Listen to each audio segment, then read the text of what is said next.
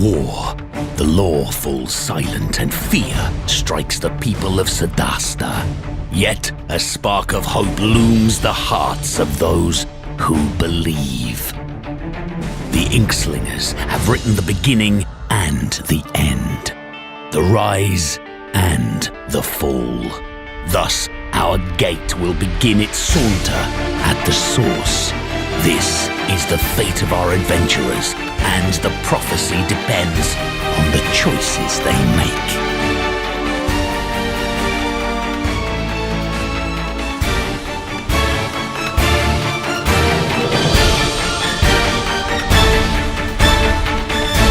This is Legends Through Shadow.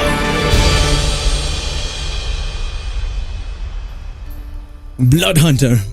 It's evening in the town of Ashran, and you wake up startled by a noise in your room at the Black and Tan. Your body is a bit sore from your relentless hunting as of late. You pause momentarily in an attempt to further investigate the noise, but it seems it could have been a dream. You have a splitting headache, and the cheap sheets from the inn grate against your skin as you compose yourself. Your heart begins to race, and you can hear the beat pulsing through your body. What do you do?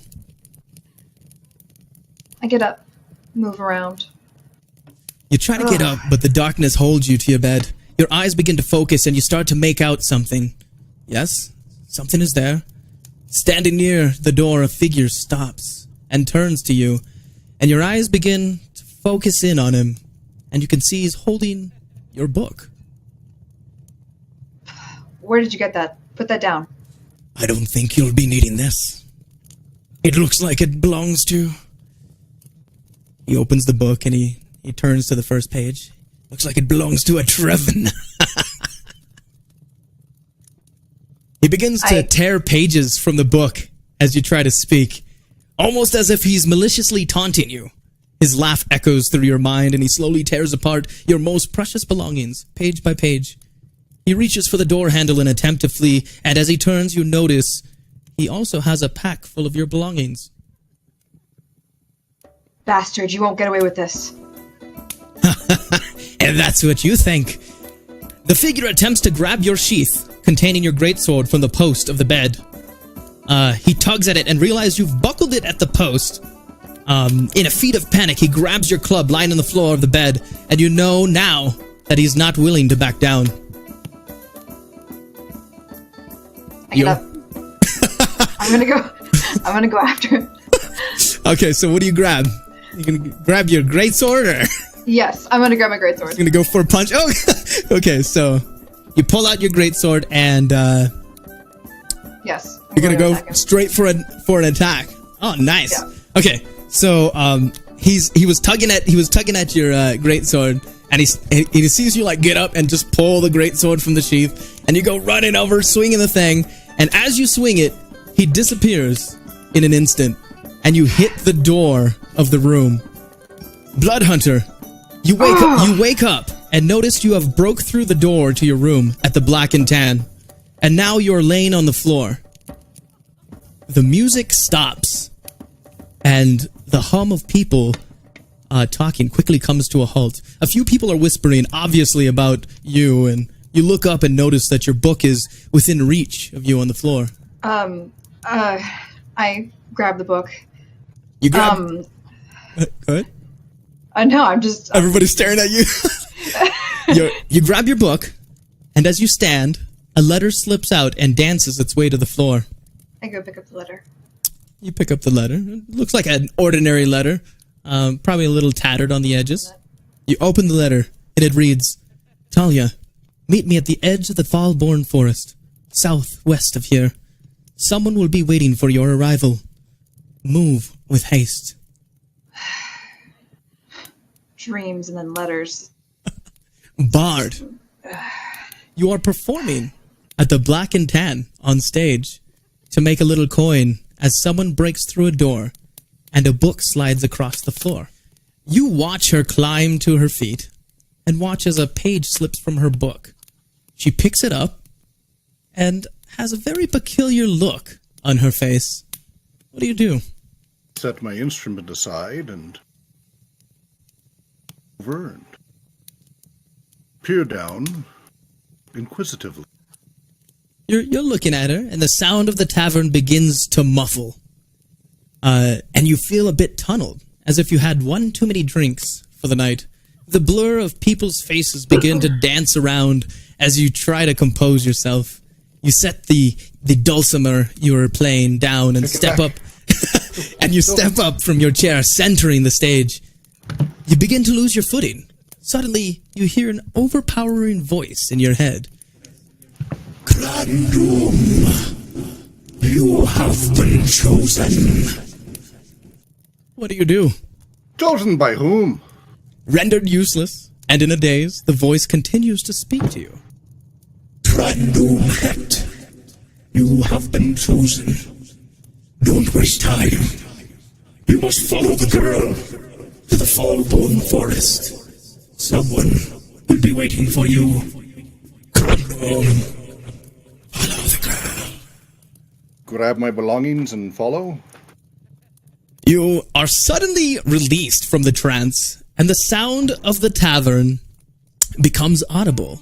Someone has taken over your position and starts playing, noticing that you probably have drank one too many. You realize you've walked off the stage and are now on one knee on the floor of the tavern. You look up and see the short, slendered human girl with silver hair and amber eyes. The scars on her face gives you a chill.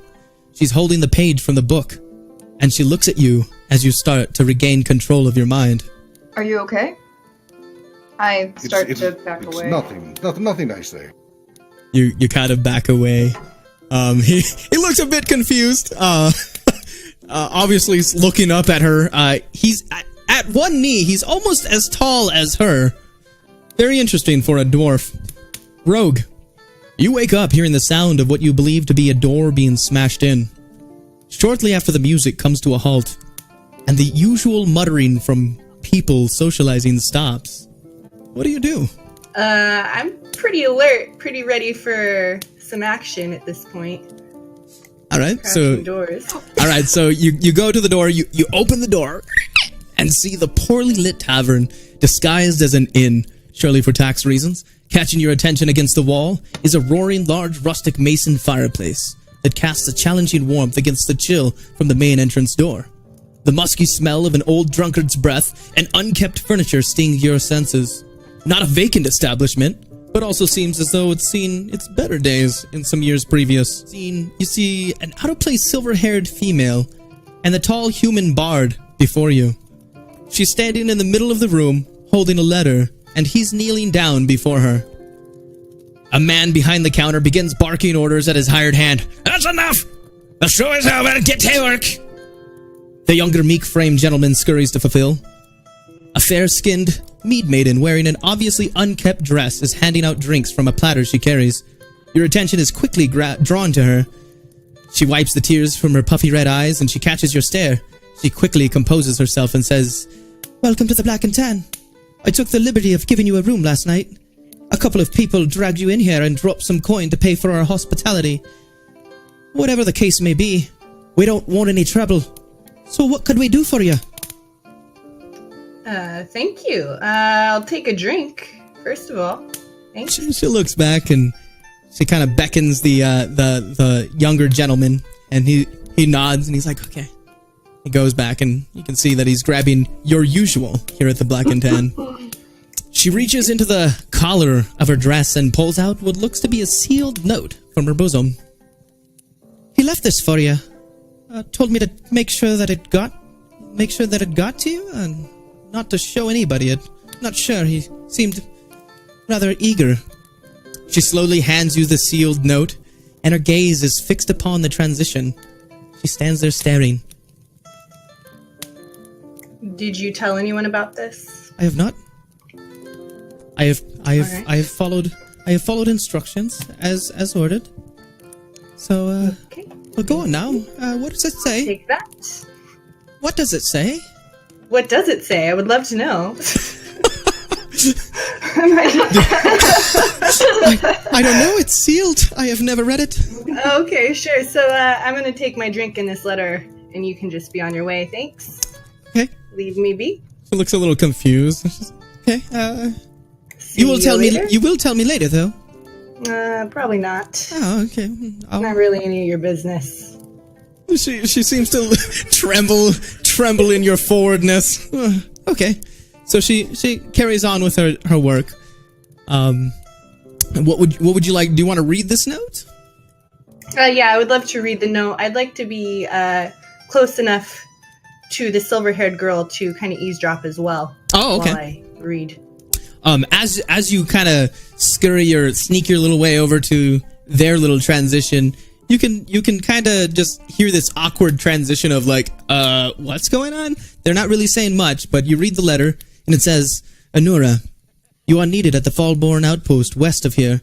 I have contacted the others, and they too will be on this journey. Join them. Someone will be waiting for you when you get there. Well, I mean, it was sealed. So, I know no one tampered with it. So our bard Kran and Talia, you guys both see this transition now. She's sitting over there. You kind of get the sense that she was trying to be sneaky about it. But it was kind of awkward that the whole area near you guys was pretty much empty, and then she kind of scooted along the bench there and read the letter.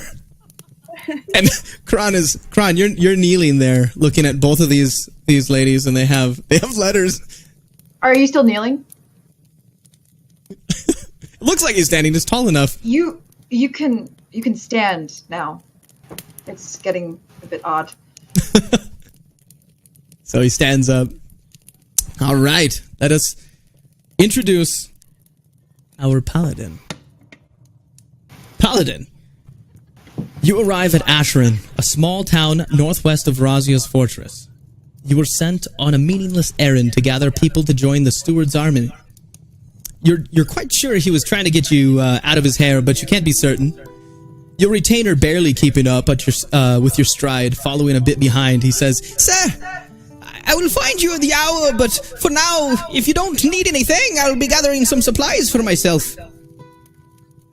That is fine. Aha, very well then. He cheerfully, skips off. You see a beggar in an earth-toned, ragged cloak in a discord with what looks to you like a street thug, and you feel the urge to intervene. The street thug runs off in the sight of you, moving in his direction, and the old beggar seems to be beckoning for you to come on over to him. I'll walk over there. And then he calls you by name. Tyrant! Quickly! Come over here! He keeps he's sitting there anticipating your move as you slowly walk on over. Come on now! I don't have all day! I walk over there very cautiously, ready for battle. The beggar looks to be a much older human as you approach him and get a little bit closer. Frail and sickly, he depends on his staff as he adjusts himself, and he grabs you by the tabard. The prophecy! Yes. He looks as if he forgot what to say, and he's just, the prophecy!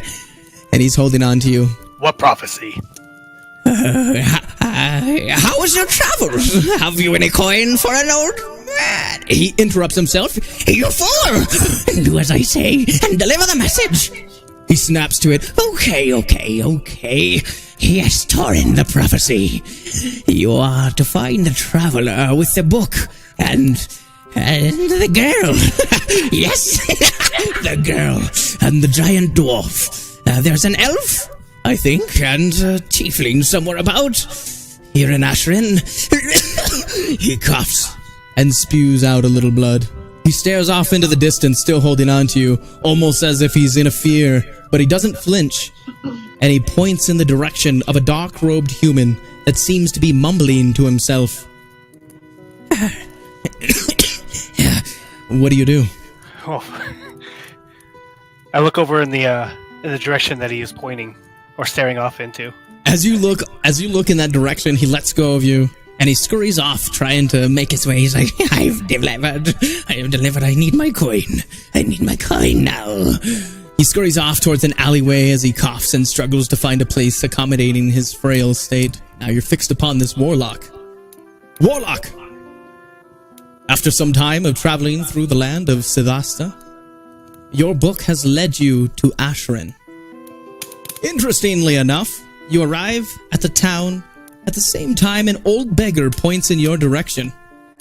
You feel a younger thief attempting to pickpocket you during this exchange. I look down to the thief's hand, trying to pickpocket from me, and try and bat his hand away. You go and bat his hand away, and he kind of jumps, and he's like, I'm sorry. The thief is obviously untrained and looks frightened by your firm stare. He's just standing there like, don't hurt me now. I just need a little coin. Please? I stare at him, imposingly, and tell him, get out of my way. I have no time for this. Go ahead and roll an intimidation check. Right. I got a 12. Yeah, a 12. So he's like, you stare at him, and he's like, what's that book you're reading? This is none of your business. Get out of my face at once. And he tries to peer over. He's obviously a bit afraid, and he tries to peer over the book, trying to look at what the text reads. He's like, I just need a little peek. You do not know what this book is. You have no idea. He goes and grabs for it, and he like tries to yank it out of your grip. Can I try again to intimidate him, or? Yes, go ahead and roll another intimidation check. I roll a 4. A 4. How are you going to intimidate him? I snarl at him and pull my cloak over me, trying to obscure my feeble body, and try again. Get out of my face! So he pulls, but you both like lose grip of the book, and it falls to the floor. And he is about to go reach for it, and then he sees the paladin walking in, with and looking in your direction, and he's like, "There's more!" And so he kind of scurries back, and he like almost goes to grab the book. He like goes to reach in, kind of like he's gonna make the move. Then he's like, okay, very well, you can have the book. I don't need the book. Take your coin, you useless. And he starts running off. Your book is laying on the ground there, and you see the dragonborn paladin looking in your direction. Kind of, maybe he's slowly like making his way towards you. Not sure what the heck is going on in this town. I look at him and I say, I had that. Yes. I snicker. It didn't look like you had it to me, little man. Just in that instance, your wonderful book there starts to glow and warm in your hands. It floats up from your hand and it says, "For the dragonborn, yes, give this to the elf." A page peels from your book and hovers above your tomb as you're holding it. And it sits there and floats. I grab the page before the paladin sees that this book is more than what I try and make it out to be, which is just a book, and put it in my pouch. So you grab the page as it floats up. The paladin obviously saw this. Like it was a great it was a great feat of the book glowing in your hand. It was the first time you've actually seen it do this to you. And it says again, and then you close it up, and the book slams. Like before you can actually get your hands on the book, it slams itself shut, and then it lands back into your hand. Right. I look up to the paladin and say, "So, where was it you were going?" I just got stopped by this weird old man pointing at you. Where are you going? Curious. I have no path right now myself. I'm quite lost in this area. I must have taken the wrong turn at Amestria. Amestria, you are in an arcane shop. Small, unknown arcane shop here in Ashran. You obviously have like a relationship with a couple of the people here with your background of nobility, and it was. You're making an exchange here, and she's actually handing you a couple vials, and she says, "And how long ago did you arrive here again?" I've only just arrived. Ah, yes, it's rather peculiar. Someone actually came by and named you and said you will be here. They left something for you, I believe, in the basement. If you would like, I could give you the key and you could go down to get it. I don't have anybody to watch the shop at the moment. The basement. Why would you put it there? They said to keep it safe. It's in the little box down on my study.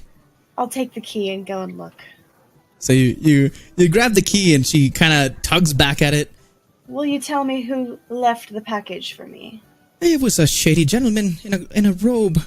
There was no identifying marks, and he kept his face hidden. It was in the night. That's awfully convenient. I'll decide later. Very well. And she mutters to herself, "High elves, a lot of them." You're holding the key. It obviously looks like anything could have opened this lock. It's a fairly simple key. I'm opening the door. You open the door and you hear somebody in there rustling about. You start to make your way inside the basement, step by step. It is dark, very, very dark. It seems. Good thing I have dark vision. Yeah, definitely. That's a good bonus. So you're going down. There is no light in here, but there is somebody rustling in the bags and looking through the cupboards. He doesn't notice you yet. You're about halfway down the steps. I'm walking slower, very softly, so he doesn't quite hear me coming down the stairs. Go ahead and I want to say roll a stealth check. All right, a 14. You got a 14? Okay. So as you make your way down, the steps kind of creak. And you stop silently, and you can hear like the rustling kind of he's rustling through, and then he stops. He's like, and then he continues, and you finally make your way down there, and you're probably about a good 10 feet behind him now, and he's opening the cabinets, and they're creaking, and he's like kind of shifting like the potions that are down there and shifting books around, and you can really make him out now that your eyes have focused once you got down there. And what do I see? You just see like he's still kind of like casted, so just a figure of somebody kind of rustling through a smaller person, much smaller person. What are you doing in here? How did you? Who is that? Who's there? What are you doing in here? I was sent down here to collect this right here. And he holds the box up. He's like, I was sent down here to get this for you. I got it. Don't worry, it's here. I have it. It's safe. Did you open it? He tosses the box at you. Here you go. You can have it. And then he goes and tries to take off. He tries to dart around you. I make a quick grab for his clothing. You're able to grab him, and you get his cloak. And he's like, "Stop it! I was doing you a favor.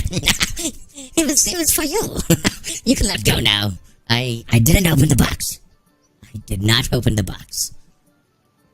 Does the shop owner know you're down here? Yes. The shop owner is the one who sent me down, obviously. What was her name again? Yeah, why don't you come with me? We're gonna go upstairs just real quick. But first I must get one more thing. Can you wait here for a second? No, you're not going anywhere. We're going upstairs. Very well. I present him to the shopkeeper and ask if this is the person who asked or who dropped the box off for me. So you come through the door, and as you open the door, he like rips away and takes off his cloak. No, I'm sorry. And he starts darting for the door that you left open when you entered the shop. He does make it out, but the lady's like, "Just let him be. Let him be. These troubled youth these days." Did you find the box? Yes, I have it. What's in it? I'll open this later. Don't worry about it. Very well. Will that be all? Yes, thank you. I'll be back sometime later. Carry on. And then she continues to rustle about her potions and things. As you, as this younger, like, when you got him into the light, you could tell he was a halfling, and he makes his way out of the shop, and he like makes a quick spin and starts running as fast as he can, and he runs between both the warlock and the paladin.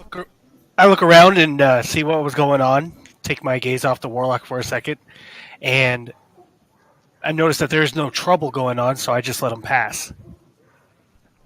Okay, so you kind of look at him, and as you look at him, go ahead and roll a perception check real quick. So our erudite, what do you want to do in this exchange? You see him take off from this building. You don't know.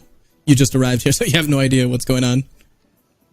Right. I don't bother myself with the triflings of mere individuals. I'm too busy caught up with my book, and so I let this halfling fool go about his business. So as he runs past you, what catches your attention really quickly, especially the erudite, is the page that's sticking out of his back pocket. It looks very similar to the page that ripped out of your book. In which case I try and grab it as he approaches us. I try and snatch it. You try to snatch it as he runs by? Yes. Okay, go ahead and roll a dexterity check. A dexterity check, right. I'm a very athletic warlock, as you can tell. Nice. Nicely done. Torin, you see the erudite quickly, as he's holding his book, he like reaches over as this halfling runs by, and he grabs the note from his pack, or from the back of his pocket, and he doesn't notice. He continues running. He's like, Damn, how are you gonna get away? It's mine now. and he runs off, and he continues off into the forest. Basically, there's a forest that kind of on the corner of the town, and then the rest is kind of like a plains and hills area. I'm still staring dumbfounded at all these things going on, but did you hear those voices? No. Oh, Do you? no, of course not, apparently supposed to go meet somewhere. Did the voices tell you that? Yes, of course, the voices! No, of course. I awkwardly head out the door and So gathering up my belongings. I'm guessing you grab your dulcimer as well. Yes, I grab my belongings and awkwardly stumble out the door. So as Feeling you're foolish. like stumbling Now she around, thinks I'm insane. What am I doing? What's the matter with me here? the barkeep, he's like, "Is that it now? Are you done?" For the moment, I'll be back probably on the morrow. Thank you much for the time. One too many now, huh? Yes, but darn good stuff. Thank you much kindly for the dwarven ale. Excellent. Next week, don't forget to come back and get your coin. But of course. All right. Okay, so now you, ma'am, you're going to have to pay for that door. You broke. I don't know what you were doing in there. Kind of move the broken door, awkwardly walking past the shards of the door, looking warily at her. Of course. Now or? Well, now is better than never. Yes, of course. Let me just go get my coin. All right, so you go back in and you grab your bag that's still at the foot of your bed, awkwardly wondering what just happened. You felt like it was very real. Like when you woke up and went through the door, it didn't feel like you woke up from a dream. It felt like you just pretty much blinked and everything kind of just changed. You would know the difference between you waking up from a dream and this sort of alternate reality. I take a moment, rub my temples. Okay.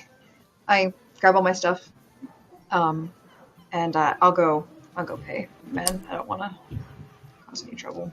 All right, as you come up to the barkeep, you grab all your stuff, and he's like, "All right, how much gold do you have?" How much gold is your door worth? He looks over at your gold pouch. About 50 gold. No. Give it. Okay, fine. All right, I'll let you get away with 25. You'll let me get away with 25. Yeah, 25. You broke the door.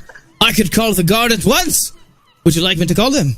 Didn't I help you with something earlier in the week? This was a Down paid exchange, and now you show me favor by breaking my door.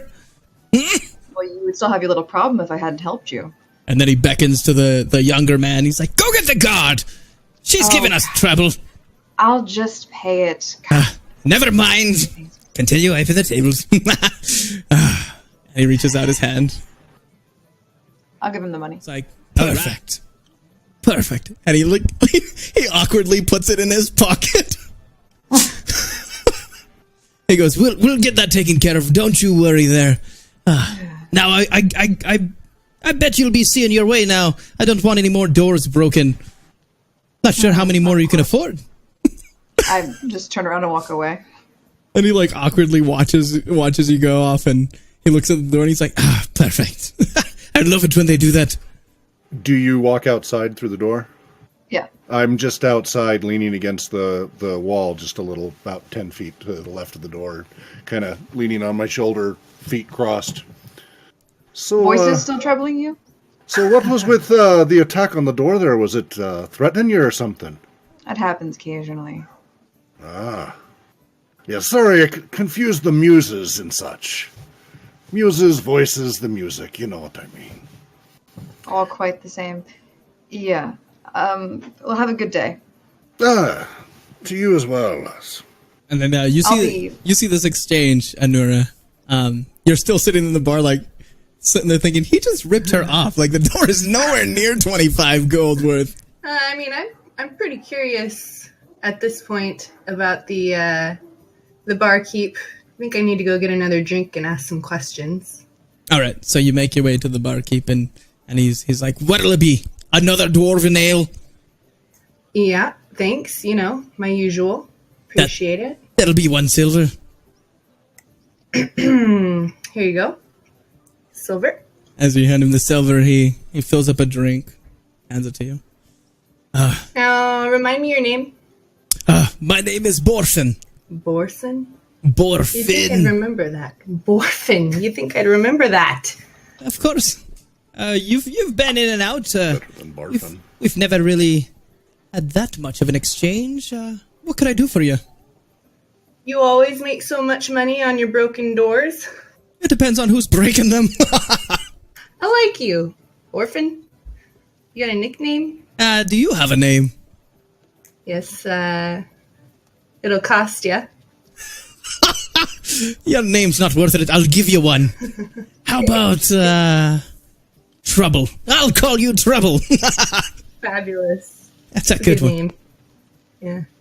Hey, you, know anything about that bard and that white-haired girl that were in here? Ah, yes. Information is what you want? Yeah. I like this relationship. That'll cost you. What are you thinking? It depends. You start putting coin on the table here, and I'll give you what it's worth.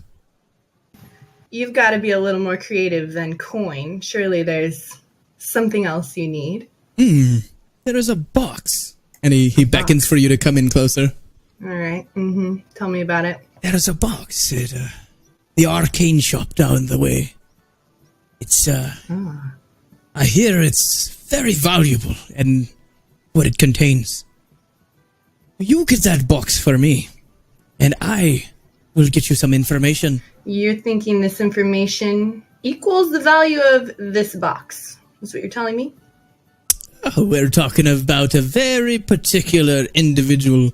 How many silver hair, ambered eyes, scar-faced women do you know? Not a one. Not a one. You got me. So, go get me that, and you'll get your information. Consider it done. All right, I'll see you then. And he grabs your drink unfinished and dumps it out. Dick. The mead maiden sees this exchange and she kind of shakes her head. There's always something.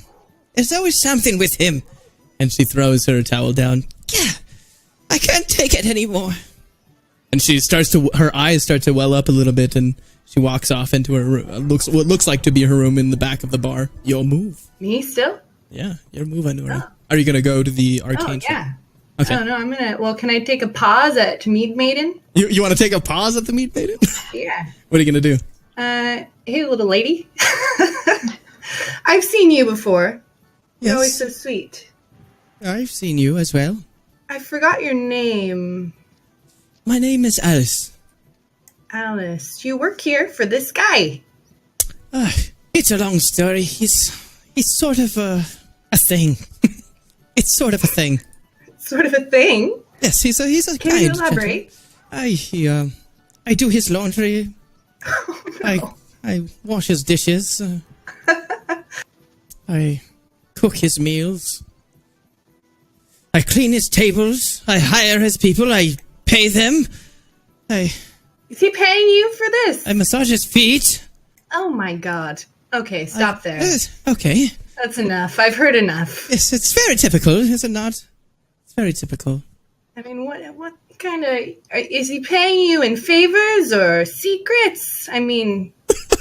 Oh, what is... What? I overheard your conversation as well. You were speaking of a rather shady exchange.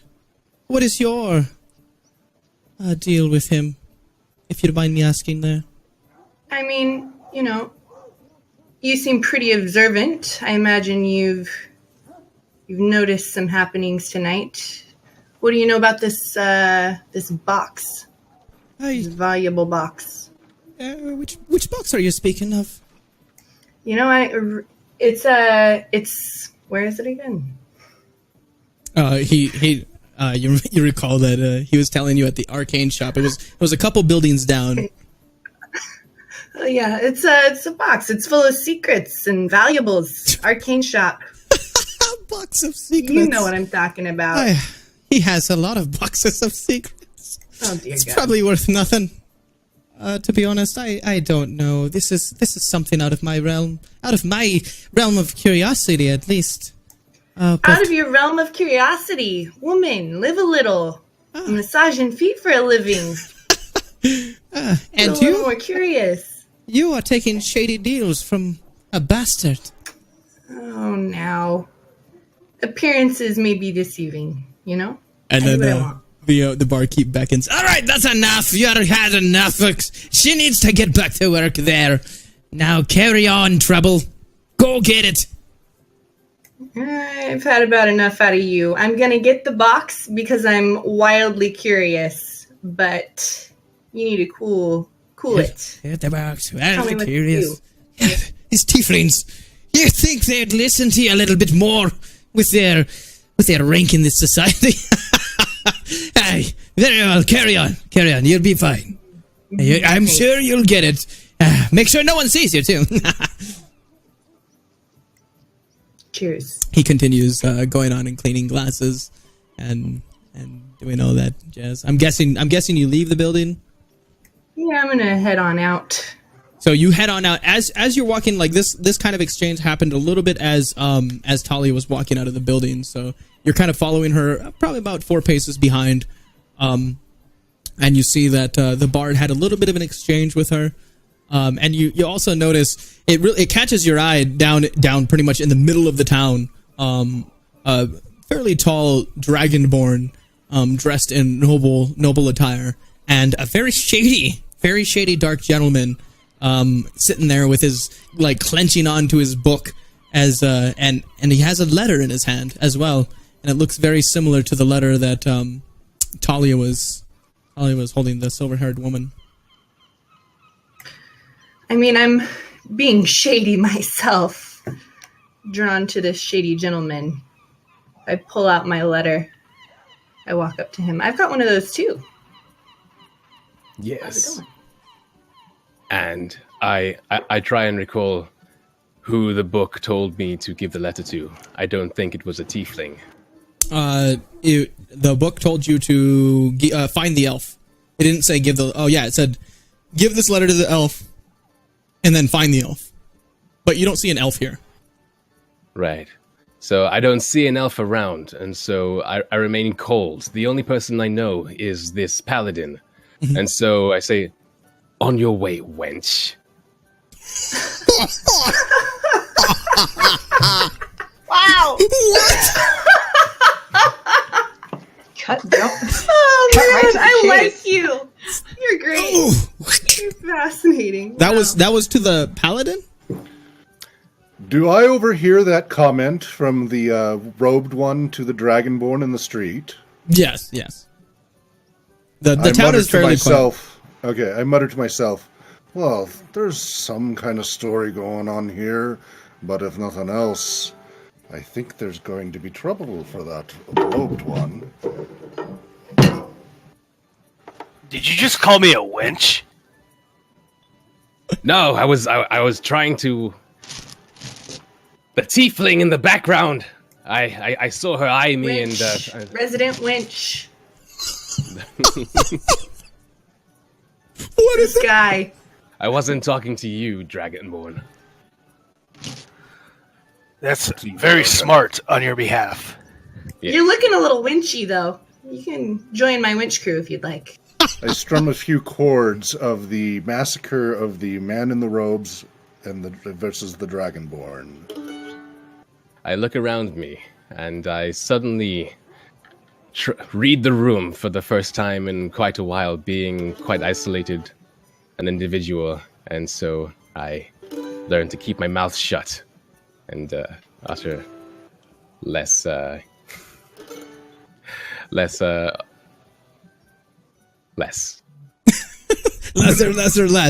Perfect. Yes. Perfect. Amnestria, you are in the arcane shop.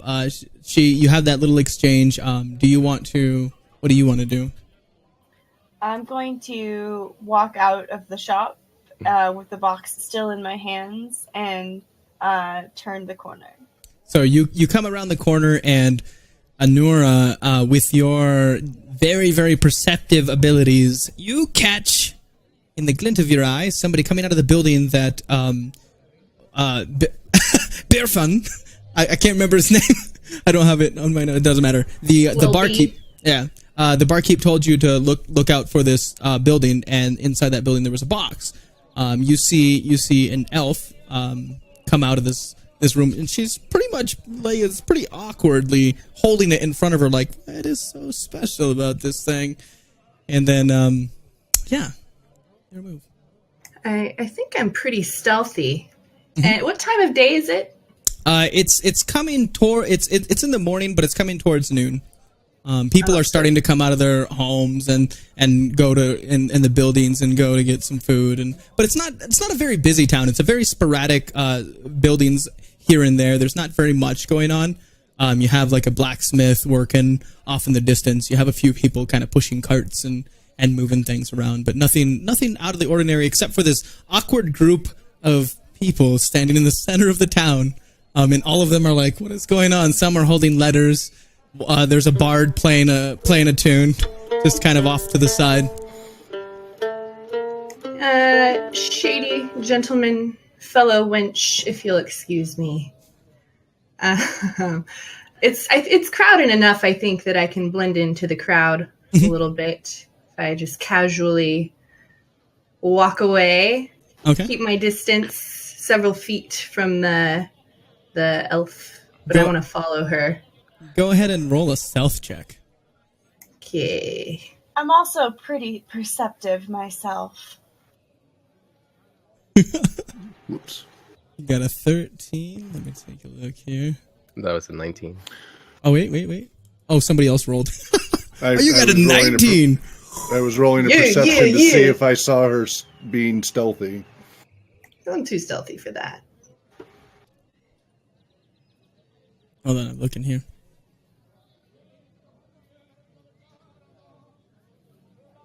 She rolled her perception. Okay, perfect. Thank you. I knew it was coming. I was looking for I was looking at your abilities just to see if it was going to be a long shot, but your perception is ridiculously high. Okay, so you don't notice her. Okay. 13. With a 13, I don't notice a thing. I find that quite hard to believe. Very, very. I'm so stealthy. Well, the thing is, you come out of the you come out of the building, and it's not that you don't notice her sneak off. You just didn't notice her altogether. You just see a shaded, a hooded, dark figure. You see obviously he looks like a dragonborn. He's got war paint on him. His skin is very ashy. You see the bard playing his music, and the silver-haired scarred woman, just standing there, kind of like awkwardly in this exchange with the bard as he plays music. I may be using this interaction as an excuse to like skulk away, like go to this location. I'm assuming this is just for me. Okay. And people. I mean, this is very odd. I don't want to be part of this. Yeah. Okay, so you're gonna try to like sneak out as everybody's kind of gathering in the center. All right. So Erudite, Kron, Torin, Anura, you're kind of a little bit busy, like working your way through the crowd, and you kind of followed like this cart. Not conspicuously. You're being very stealthy about it, but you're not like hiding and crouching or doing anything like that. You're just kind of blending in with the crowd as it kind of flows through the streets. It's not a big crowd, so it's pretty amazing that you're able to keep her sight out of line with you. So very well done, very well done. So you've made it kind of near her, and she's coming out of the building. Talia is trying to sneak off, and Kron, Erudite, and Torin, you kind of notice this awkward kind of like shifting, and she's like, everybody's busy, and she kind of tries to dart off. Not dart off, but like, mosey her way away from the group. Anura, or Amnestria. You come around the corner, you see this group. What do you do? I'm going to open my box. Quite curious, want to know what's in it. I mean, somebody brought it to me and wanted it hidden, so I'm going to go ahead and just open her up. Okay, so you My kind of girl. you open up the box and notice it's completely empty. That thief! Damn him! Erudite, you hear this. You particularly hear this because you have the note, and you're assuming it was from this thief. And she yells out, "That thief!" And the Erudite's he's got like one page with his book and the other one in his hand. Right. My ears perk up after hearing what can only be the shrill of a half-elf woman. I look up and I see her, and I say, "I have something for you." I mutter it. I said, I have something for you. You're sure? Me? Just take it. Don't make this harder than it already is. Take it. I don't know what it is. I was told to give it to you. Just take it. I take the page from his hand. All right. So you take the page. It's sealed as well. By wax around the edges. Actually, not like a normal seal. But you can actually peel it open as if it wasn't opened. Well, I'm opening it. So you open the letter, and as you open the letter, you notice it's blank. It doesn't say anything on it. What was so important that I get this blank piece of paper?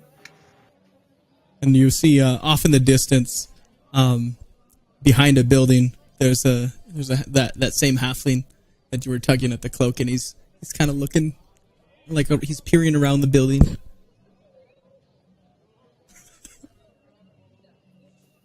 What you doing back there? And he kind of like goes back in behind the building. Anura, you're pretty close to this exchange now. You've kind of managed to position yourself with this group of people that are talking, and you're just overhearing this conversation where they have a letter, and it kind of sparks interest. And it's you don't know what it says. She just says, basically, why is it so important? Erudite? I look at her. obviously, I don't know why it's so important either. I don't really want to reveal to her that voices and the book told me to give this page to her. It pains me too much that I don't know myself. Or And someone so I might just think you're stare at her. crazy. Exactly. From experience, Kran. So I just stare at her and then look back at my book as if she didn't say a word. Excuse me. Who told you to give me this piece of paper? I don't know. You don't know. I do not know. Take my word for it. High Elf. I do not know. I don't believe you. I insist. Can I hear this conversation at all? There, Where I am? you can see that the exchange was happening because Anura was sort of like around you guys. You were able to kind of track Anura and knew that she was off doing something. I rolled a 21 perception, so... I saw that. So she made her way over by them, and she's actually standing with the group and very, she's blended in very well. Because I smell a story brewing.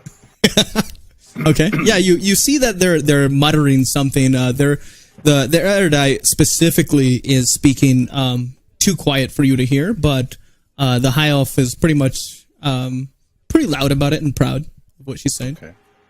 Convincingly, almost upset with the erudite, as if he's trying to trick her.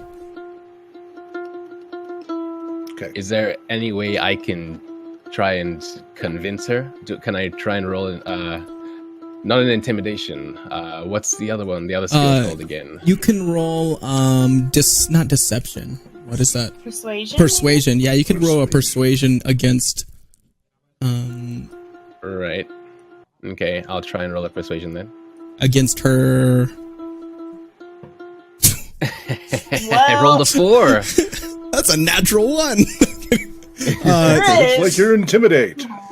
So you, Amnestra, you see that he's actually attempting to threaten you, but it's being a high elf and being alive for so long. You've seen so many people, you've seen so many wars, seen so many things happen. But when he tries to intimidate you, it almost sounds like a small child trying to tell on their parent for stealing something. That's kind of the effect you get. You're like, what? You're wondering why he's trying to Nothing's persuade you. gonna happen to you, okay? I just want to know who told you to give me the paper. Quite fed up and livid, I shut my book and I say, "This did." The book Do you believe told me? you. Krandum, you heard this. And they call me crazy. Hearing voices. I look over my shoulder at the dwarf and then look back. Torin, I was hearing the muses. I'm a bard. What do you expect? But he says his book was talking to him. Torin, you're pretty convinced that his book was talking to him, with the fact that you've seen the book float and a page come out of it, and you're like, it's just supposed to get some people here. If I may intervene here, the book was doing some strange things just a few moments ago. I So wander on up to the Dragonborn. Strange things? What kind of strange things there, lad? well, it was floating and a page and some magical stuff, and it was odd. Let's not play it up to be more than it is. It's just a book that can talk. Well, I've been around many enchanted books in my time. Maybe I could have a look. Absolutely not. This is mine. And mine alone. This is my task. The floating book? As you say that, you notice behind Amnestria, behind the building that she came out of, there is a half-elf peering around the corner as you're talking about your book, Erudite. And he's looking. Do I notice this half elf? Yes, you see him. Amnestria doesn't. He's behind you guys now. Okay. It's the same half elf that you pulled the page from. And Amnestria is holding his cloak. Is that thing following us? Wait, is Amnestria holding? No, from before, you mean?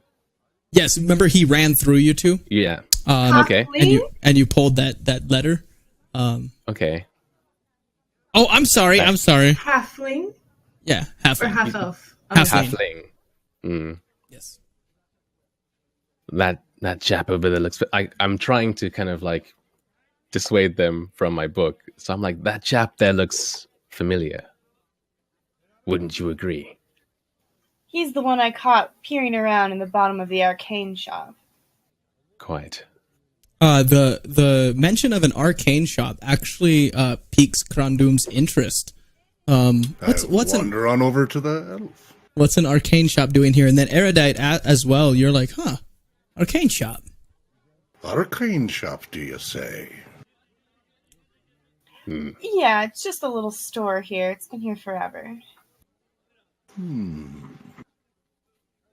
So we're not going to try and catch this elf kid? He tried to steal stuff. I mean, this is out of character, sorry. Yeah. Like, he tried to steal stuff, and he's still peering at us. I was like, hey, isn't that the kid that tried to nick stuff, and we're just talking about a shop? Nura, as you're blending in, you peer over at the when he mentions the half elf, and you look over at him, and the half elf sees you, and you recognize him actually from some of your previous work that you've done with the voiceless ones, a band of thieves in the area. You see him, and he kind of waves at you. And he's very bad at hiding. Okay, so I'm gonna keep my distance from him, but I give him a knowing glance.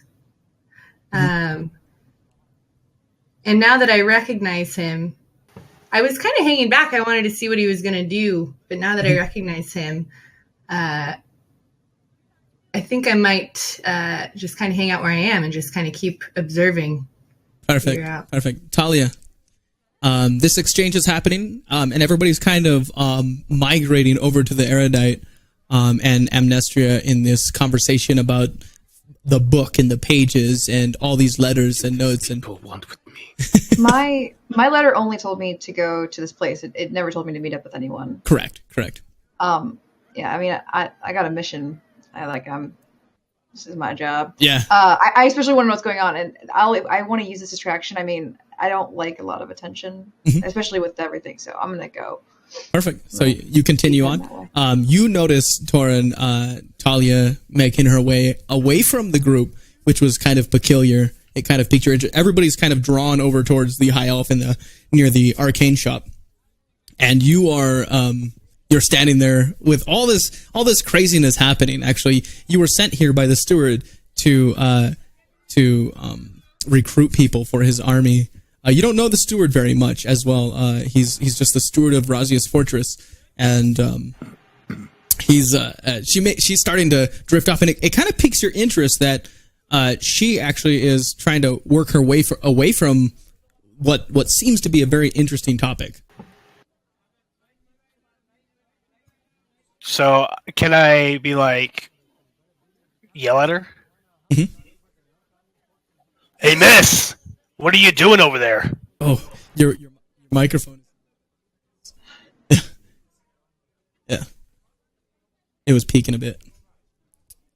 He yells at me? Yeah. Ooh. He says, what are you doing over there? I'll pause, like mid-step, and then keep going. I'm not gonna.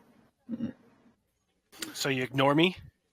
Yeah, I'll act like I assumed that you were talking to someone else. I mean, it's just a miss. There's other women in the street, so. And the voice said for me to follow Talia, right? Correct. Actually, the voice for you, you recall it says, "You've been chosen. Don't waste time. You must follow the girl to the Fallborn Forest. Someone will be waiting for you. Follow the girl." You may see, Torin, since you're looking at me, I will probably, because of all the commotion, I probably will have pulled my letter back out and just double checked. I'm like, this letter looks like, and I would have looked at it, no mention of anyone else, and I would have tucked it back away and continued on. I don't know if he would have seen that, but that's something that I'd be doing. And the name of the forest again was what? Fallborn? Fallborn Forest, yes. Fallborn Forest, okay. I I start singing a little ditty about the Fallborn Forest and start skipping in that direction a little, just a little. Not huge skips, just little da da da da da da da. just following behind her. Forest, the Fallborn Forest. Da, da, da, da, da, da. Wait, So I hear noticed- him? Do I hear him coming up on me? Yes, that's I'm very playing obvious. good. The Fallborn Forest, the Fallborn Forest. That's where we go. I like that song. That was a good song. How close am I to what's happening with Talia and Crandon right now? With Crown Doom singing, he's making sure that the crowds can hear him. He's entertaining the masses here. I'll Right. stop. Okay. Turn around. Sir, are Um, you following me? I'm following my muses. The voices. No, I'm sorry. No, sorry. The muses. I'm following the muses. And the muses, through the song, are telling me to go to the Fallborn Forest, the Fallborn Forest. That's where we go. Yes, yeah. And I skip on past her. So, with all of this, Torin, you're kind of throwing back a little bit with all the letters, the letter talk, all the exchange of everything. And then Erudite, you're actually feeling a little bit upset that Amnestria is not believing you about your book, talking to you. So, but you overheard Crown Doom's exchange with Talia and the voice in his head. right. So, Thought that was a Can little I- bit awkward. right. So, do I? I'll call towards Crandun. Dwarf. Yes, what is it? You That's mentioned not my voices. Muses. They're only muses. They're not voices. No. I give her a quick look. They're only the muses of music, you know.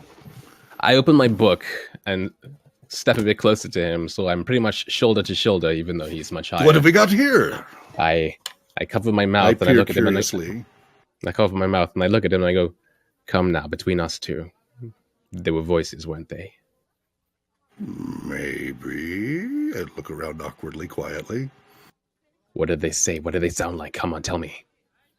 So the muses were telling me to follow the woman there to the Fallborn Forest. The Fallborn Forest, the Fallborn Forest. That's where we go to, the Fallborn Forest. I see. So I noticed that. Wait, how close is Talia to all this commotion? Talia's making her way About away. 10 feet away? Oh, Yeah. walking away now. Okay. Is she still holding the letter? She's She did pull it. Didn't you pull it out for a second? I pulled it out, but I would have put it away. I think the only one that would have seen it was Torin when he was like, "Look." Oh, you're watching faced me. away. Okay, yeah, you didn't see. Mhm. You didn't see the exchange. If you excuse me, I've got to follow me muse. Fallborn Forest, the Fallborn Forest. So I And then- start skipping along in that direction. So the Okay. the younger thief halfling kind of comes out from the around the corner, and he walks up and he says, Can I have me a cloak back, please? Can I grab him? "No, he's talking to Amnestria." You want your cloak back, but you've been sitting there eavesdropping all this time. Tell me who you really are. Names. You don't need names. Names would get you into trouble. But I will be willing to do favors for you for this cloak. I don't need favors from a creature like you. Okay, fine. And he goes and grabs. He tries to grab the cloak and yank it from your hands. Please. Go ahead and roll a dexterity check. Fallborn Forest. Oh, god dang it. It's in my head too. I was like, In your head. "Oh, my God." By the way, as I quickly look back to him, and says, it's not every day that your muses use words. If you hear the voices, you shouldn't ignore it. Fallborn Forest. Continue on. Oh, it's in my head. That song. Is anybody else? Excellent. Is it playing in their head? Yep. It's playing in my head. Oh yeah. This is the Fallborn The Forest. power of music compels you. The bard's magic is potent. So you roll. He managed to snatch the cloak from out from your hands. He did it quick enough, and then he ducks between under your arm, and he kind of starts making his way towards Talia actually. And he slips his cloak on. Pretty very well done. He did a good job. Slipping through you with this maneuver, and then he's dodging through the crowd, and then he just kind of stands next to Krondum as he's singing and following Talia, and he starts walking with Krondum as well. And he looks over at Krondum. He's like, That's a wonderful song. I love it. Well, thank you very kindly. So what did the voices say? You said they were some muse. I like to hear about these voices. Listen to the song. Da, da, da, da, da, da, da. Wait, you're telling him to listen to the song?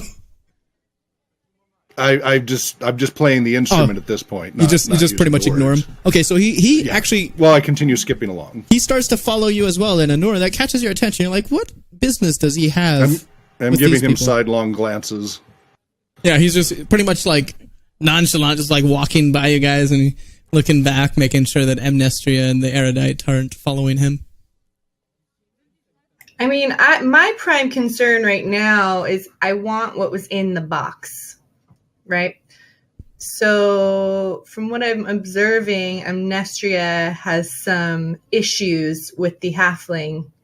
I think I need to talk to her about it. Okay. Yeah. So you approach Amnestria? Yeah. Amnestria, you see one of the people chatting with you in this group literally just turn around, make a 180, and walk towards your direction.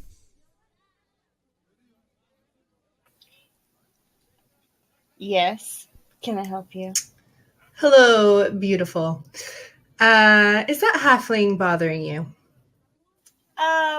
Much more of an annoyance, really.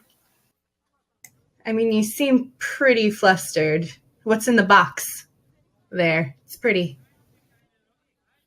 Well, actually, there was nothing in the box, but I don't know why it's any of your concern. You're just carrying an empty box around? Yeah, unfortunately, it was given to me. I'm not quite sure why at this point. But, yes, an empty box, if you really must know. Well, was it always empty, or do you think somebody took what was in it?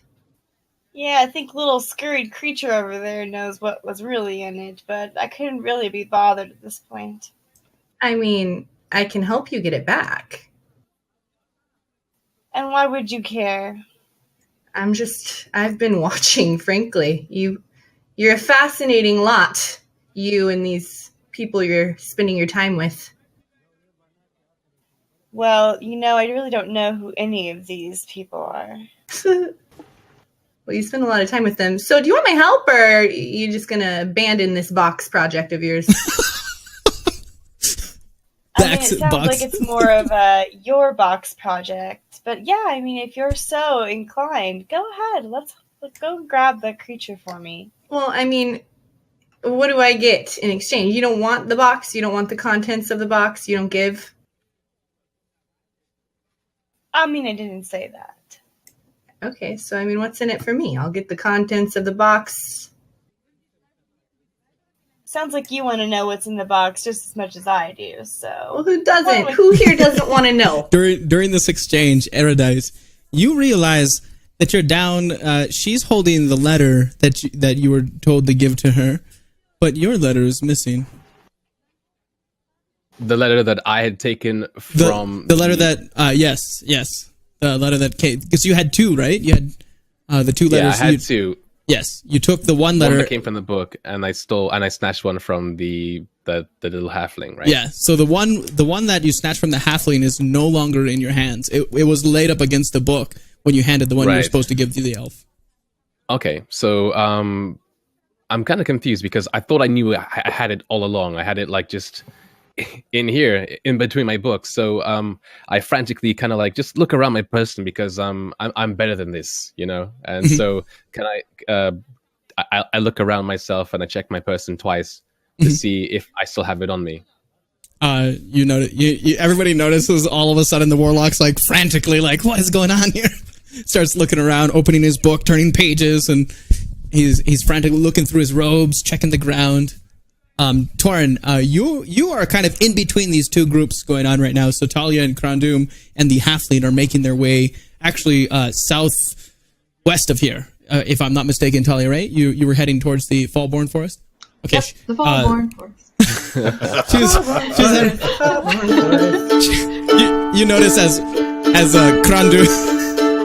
Krandum continues playing, Talia starts to actually have like along while strumming. Talia, you start to have like a little bit of a pep, just a natural like kind of bounce to your step with him following. You're like, and then the halfling is literally like side by side, kind of just like dancing with you there, Krandum. Really short. He stands about a little bit above your knee.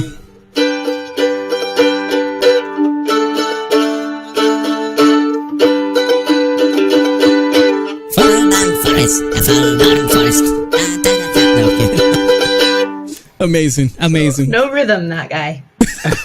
That little guy. Has no rhythm. Oh gosh. Okay, so Torin, your move, you're kind of in a bind here. You're not sure where you want to go. You're standing. You feel a little bit more inclined to find out what's going on with the erudite because he was the first person you were told to. I believe you were told to follow him, right? Something with the. Let me see here. Yeah, you had a encounter, and he spoke of the erudite, right? Did he not say anything?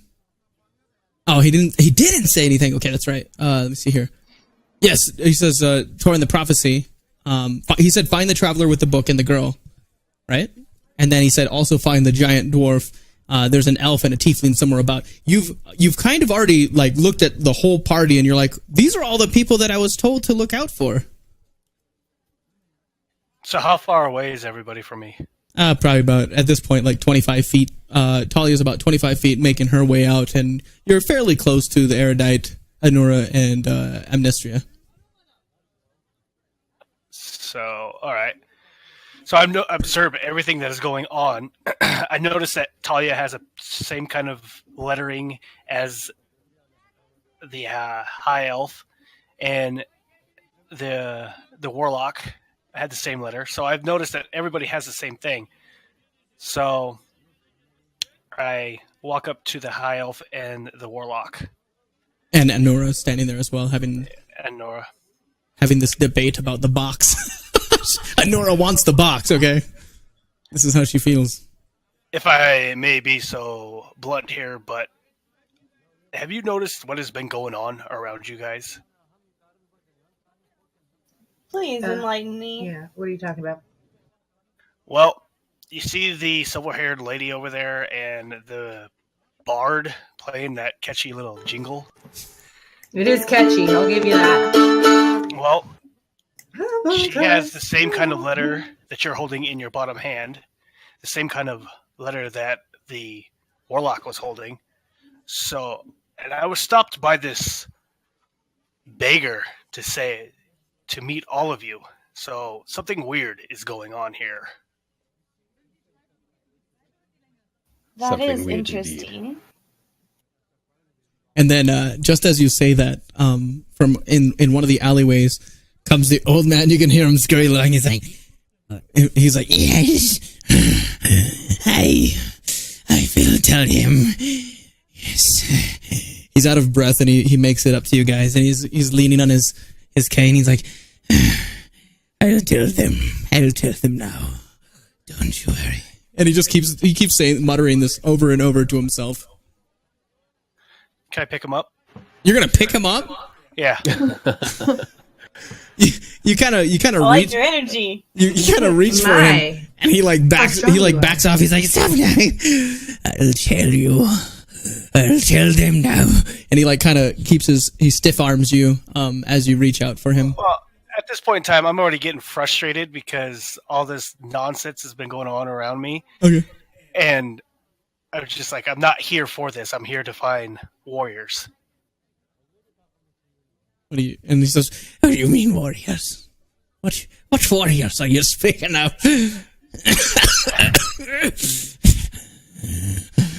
I'll tell him. He spoke of the erudite as well. That is the erudite in the cloak. You must bring them all. And everybody overhears this. He's pretty loud. Like, all of the crowd starts to kind of turn and look at this exchange. Like, what is going on? This crazy old man is off his rocker. He's like, you must go now. Go to the Fallborn Forest. Go now. You have been summoned, all of you. You have been summoned. You mustn't waste time. Go. He summons you. Who has summoned us, old man? Do you have gold? You give me gold, I tell you who has summoned us. Or you. Yes, I have gold. Well, let me see it. If I have gold, then I speak. How much gold do you want for How this? much gold do you have? Now my temper's getting short. Okay, 5 gold. Yeah. I'll tell you right now. 5 gold. That's my price. What do you want, Warlock? Dragonborn, don't be an idiot. Old man, if this quest is so important to you, then gold is not going to make this any different. As you speak, he like interrupts you and he's like, "Old man, if this quest is so important to you, blah, blah, blah. I've heard it all. I want my gold. 5 gold, I'll tell you who has summoned you all. And you must go now. It is very important. If you don't go now, you won't be able to go at all." Can I try and intimidate him? Your shadowy cloak. Are you sure? Are you sure you want? Are you sure you Maybe I won't roll a natural one this time. Actually, you know what? Let me hear how you're going to intimidate this older man. Okay. Listen here, you. I don't have time for this. I'm very busy. Busy? I'm busy The too. dreaded busy threat. Okay. 5 gold and... I'll have you know that I wield powers beyond your imagination. Do not let me make a scene here. I don't want to. How do you know that I wield powers beyond your imagination? Do you wield 5 gold is the question. I take a step back, open my book, and pretend that never happened. So the gold there. Dragonborn. I will give you 1 gold for this information, and no more. 1 gold, I'll give you 1/5 of the information. I'll give you 1 gold, and you'll give me all of the information. 1 gold, or all else. the information. I'll tell him. Enough! I'll tell him. I'll tell him. Don't worry, I don't need the gold. I will not have this. You have used me far too... Enough! Ah! Tell me the information. I'm just here. How are you? Enough! I've had enough. Okay, fine. 2 gold. 2 gold, I give you the information, and you can carry on. Your cloaked, mystical power beyond imagination, a robed man that... Yes, he's got troubles of his own. But me, I need this gold. You do not know how dire this gold is to your mission.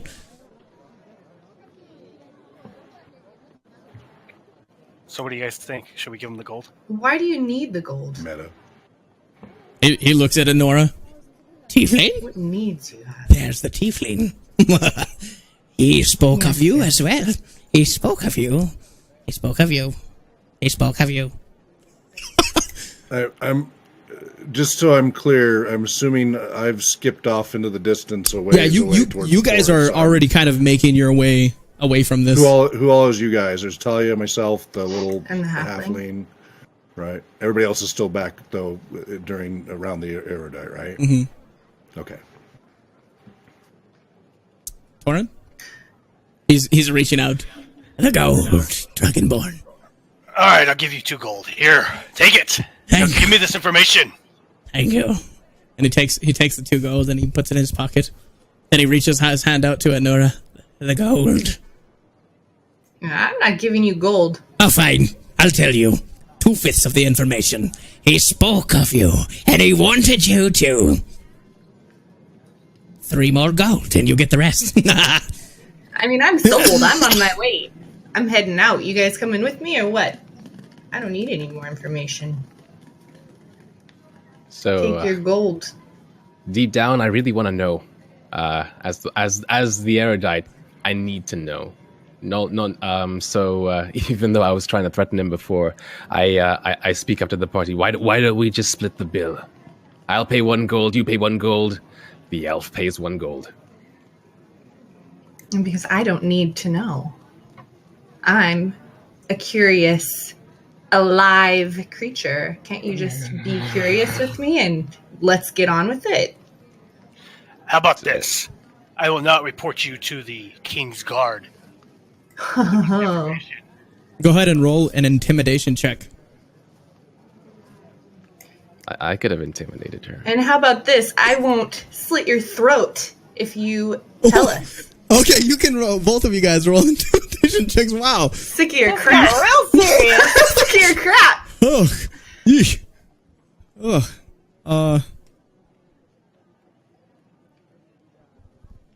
You got a 19?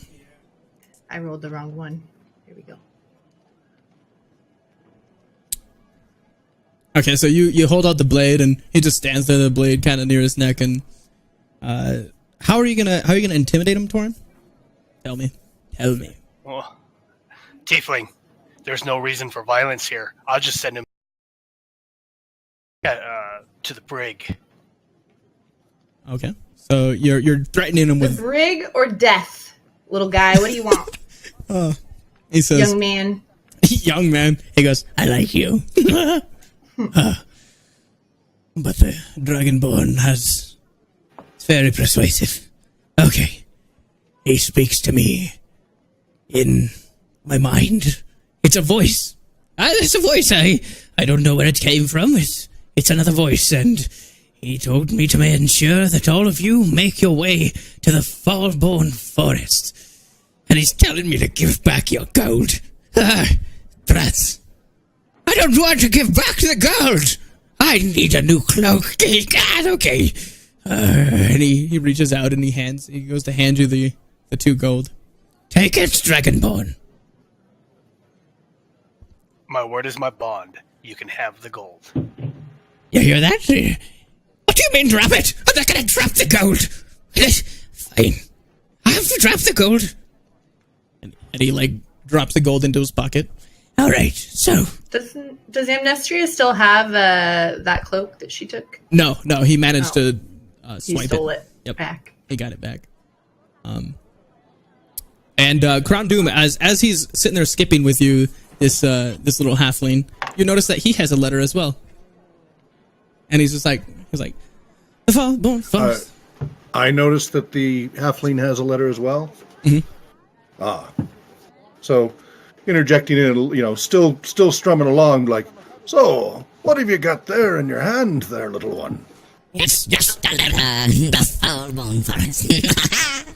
There's a letter for the forest? I was told to get this letter. I was told to get it. I told you enough. Don't worry. You play me. I tell you what. You play me a tune. As you wish. Okay, that's excellent. How about, do you know the song of Wormheart's demise?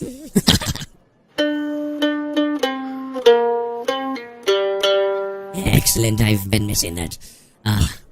I was hired by the Voiceless Ones to bring this letter to the Fallborn Forest.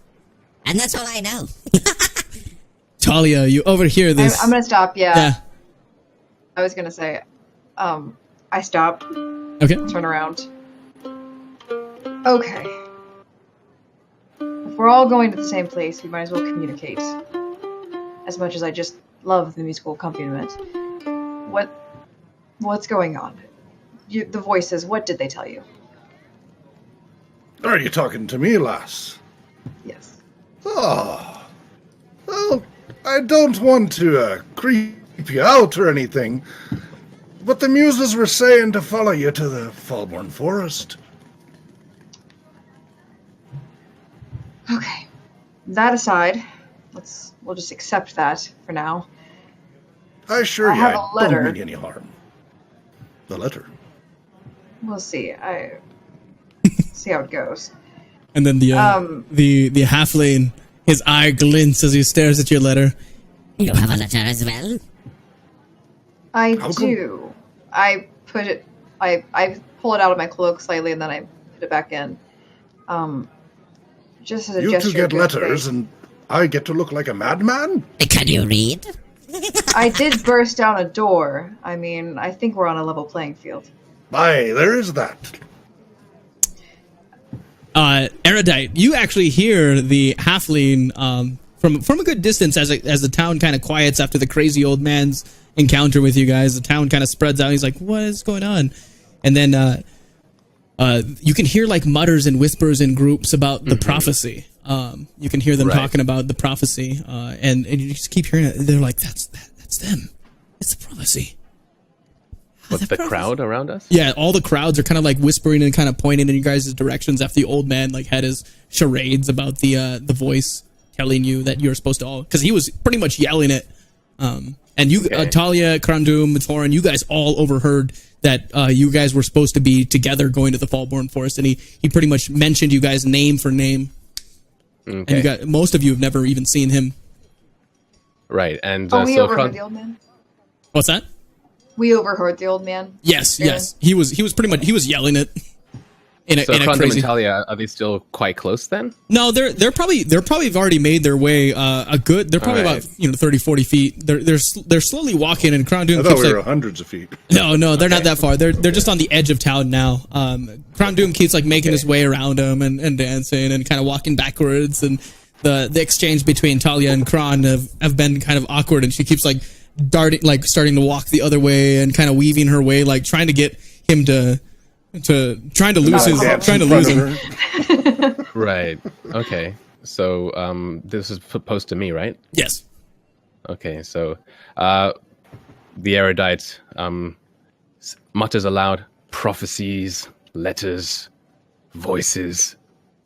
This is no coincidence. Then he looks up to the others who are still around him and goes, "There must be something more to this. We must follow these people." I think so.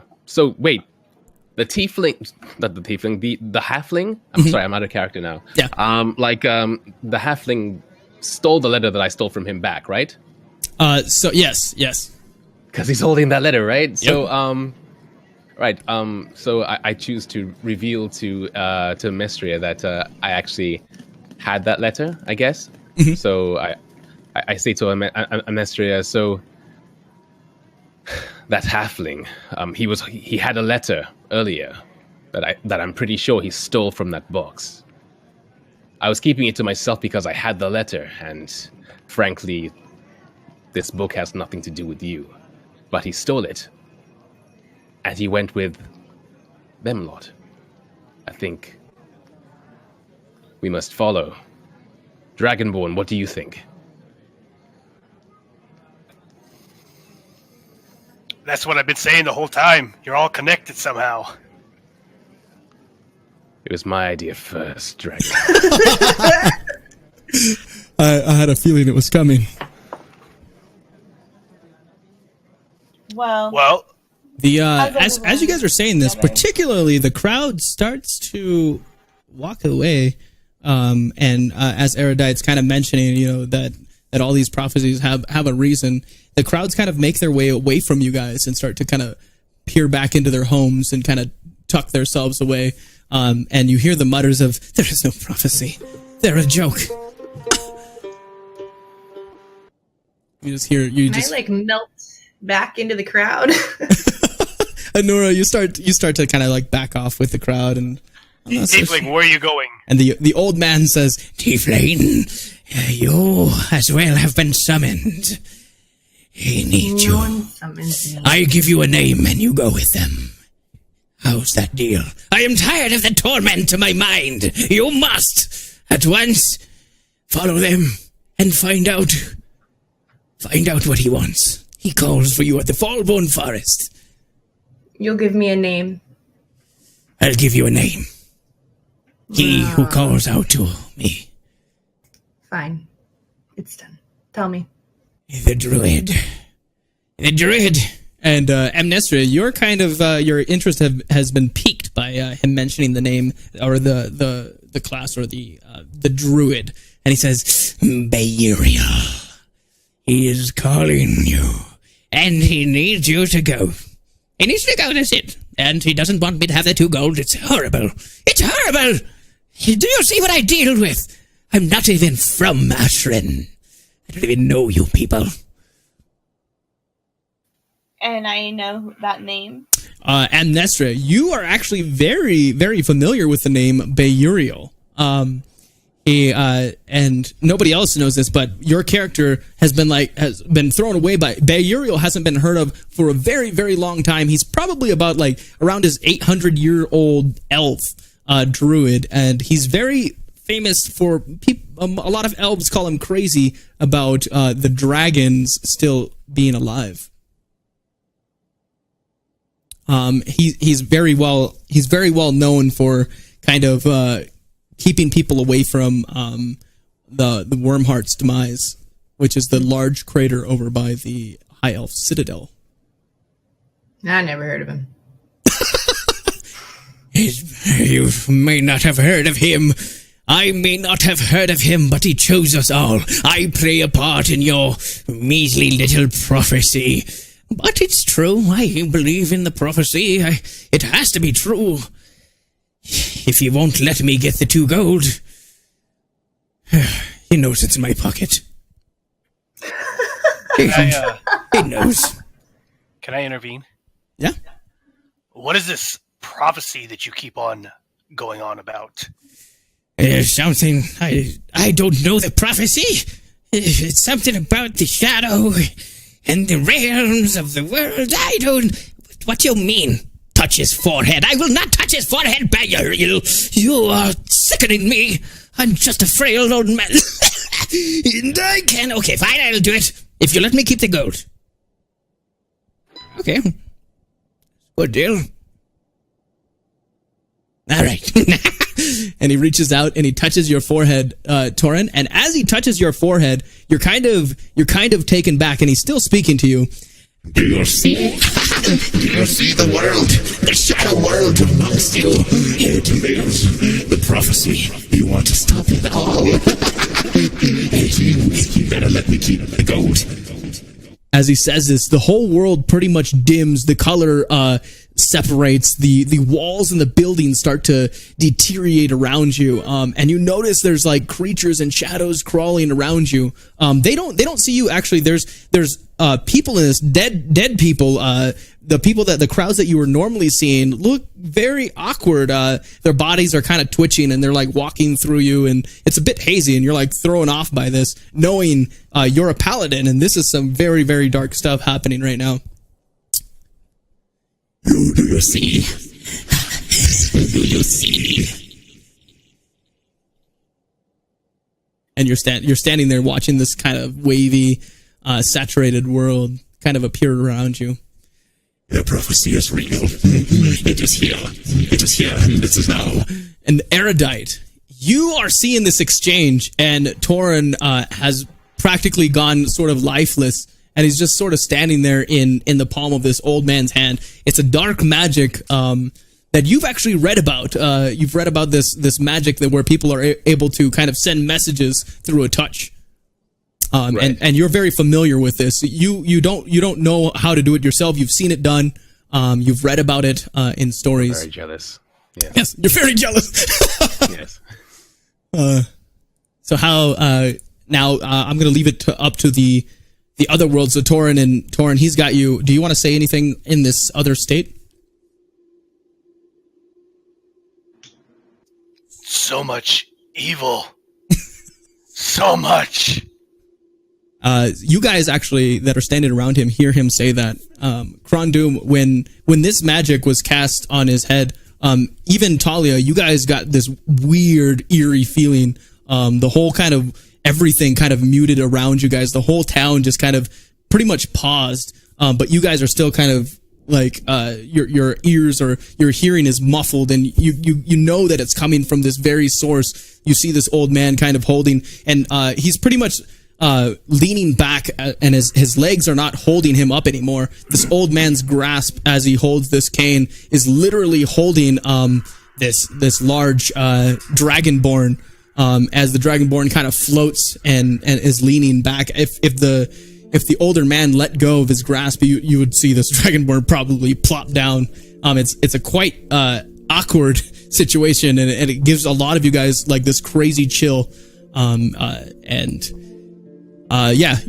know, as far as like Amnestria, you know this is a dark magic. You get a feeling of this dark magic. Talia, you've experienced something in your travels very similar to this in the past, and it's drawing all of you guys to this one old man in this encounter with Torin. I grab Kron Doom and by the shoulder. Like, do you see that? It sent a chill down my spine. At this point, your music, even though you're playing your mandolin, I can't remember the name, even though you're playing it, there's no music coming out of it. And then the halfling kind of stops and turns and looks, and he goes, he says, I didn't get paid for this. I think this letter belongs to the elf. Then maybe you should be giving it to the elf, don't you think? What is going on? What happened? What is he doing to the Dragonborn? Dark magic. I haven't only seen something like that once, and it didn't end very pleasantly.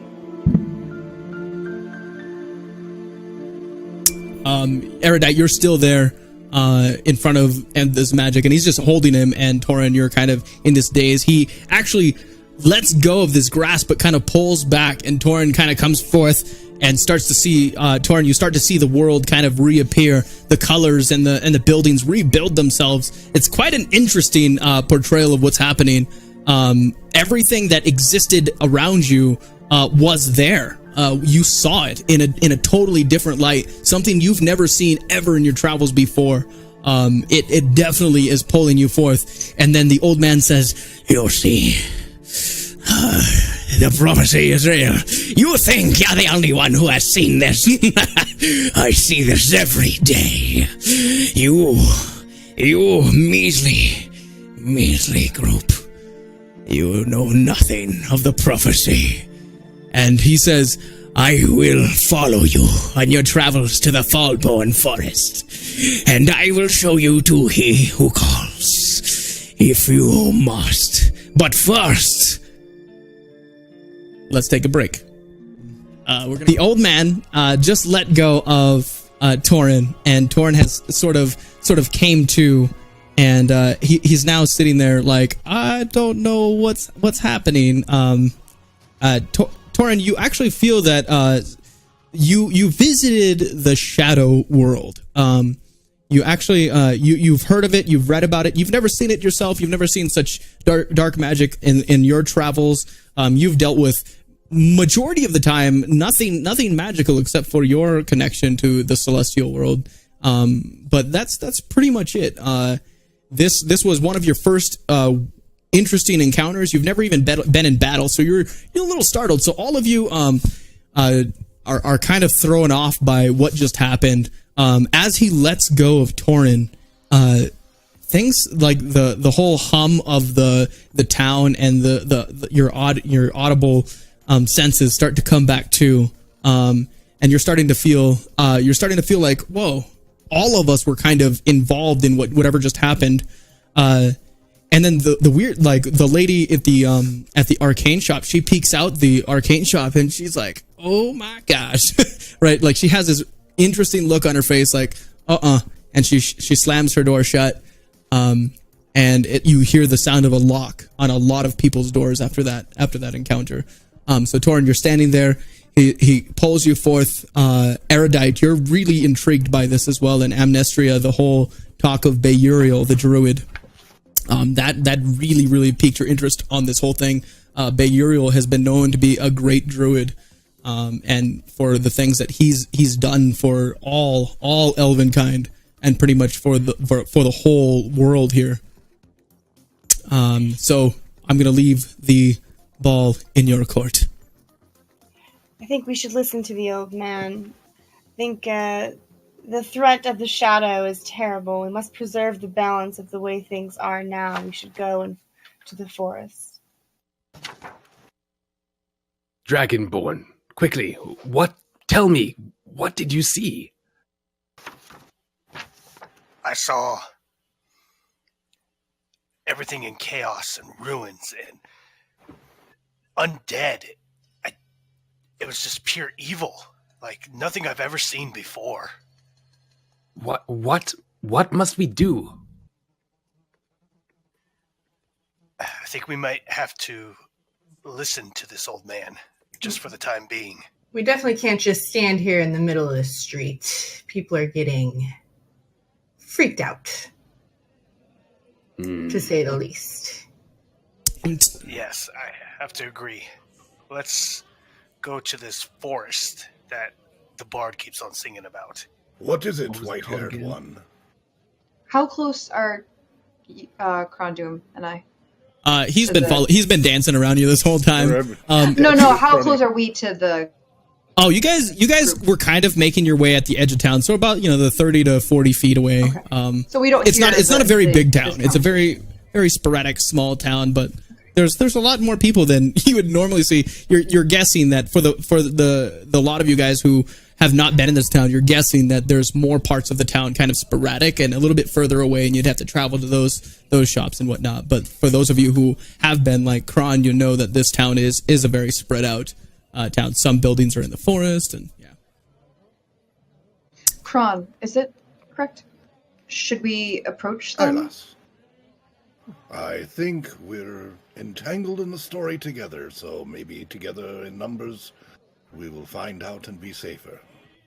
I can agree with that. And the halfling. Not so sure about the halfling here. But, after you, lady. Thank you, sir. The halfling watches this exchange, and he's like, and he kind of bumps the human dwarf. Dwarf! he bumps the dwarf, and he goes, Would you see this gets back to the creepy man over there? It's mistakenly something. I pluck it from his grasp. he lets go. Of course, little one, as you wish. I go. Okay. After she, I assume, is heading towards the group, I follow. Okay. So you guys start to head Walk out up to the old man. Okay. And the old man is still sitting there. He's like, "Do you see now how important this is? I see I've got your attention." The little one said, "Give that back to you." It's not mine. I think. Who is it for? What did he say? He said to return it to you. The halfling comes up. He's like, Not him, the creepy one. The creepy one. Oh, you. You who, in the robes. Me. I look at the halfling. Yes, he's the one. Yes, of course, you there, lad. Hmm. Apparently, he says this is for you. Thank you. the halfling looks at you. He's like, sorry. Krondum Iron Flute Heck at your service. But you can just call me Kron. Yes, I know who you are. Oh, I guess you're introducing yourself to the rest. Yes. Why, do you have gold? Introducing yourself to the erudite? Yes. Oh, so he gestures. Because I gave him the letter and then introduced myself. Right. Oh, go ahead. Okay. I stare at him and I don't exchange my name with the dwarf, but I do nod and say thank you for the letter. All right. And then When I approach- Talia, you come up Oh. behind Crown Doom as he introduces Yeah. himself to the Erudite. I'll actually nod to the group. Of people flocked here. I'm like, it's Talia of Rietinger. And the old man says, "Yes, we know. What happened to your face?" What happened to yours? Hey, age. You don't look that old, though. I know what you do. Do you? Do the eyes give it away? No. I gave somebody some gold and they told me. But if you want to say that your eyes gave it away, that's fine. But your face. You see that he's kind of thrown off. He's kind of a kooky old man. Yeah. Nura, go ahead. Care to enlighten the rest of us, old man? With what? What does she do? Oh. What does Talia do? Ah. You want to know? I'll leave that up to her to say. I don't want Bayerial tugging at my strings anymore. Fine! The gold! And he drops the gold on the ground. Mm-hmm. Well met, Talia. You care to enlighten the rest of us? What do you do? Certainly. I'm a blood hunter. Blood hunter. Blood hunter.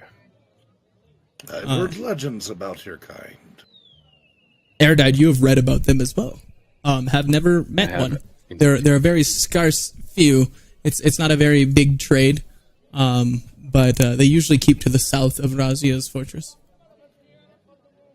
They're not usually in this area per se. There's with so much going on, and with Razia's with the Steward's army, and also Razia's army known as the Razia Shadow. There's this area has kind of been secured and pushed off with some hunts in this area. There's still a few, but nothing major.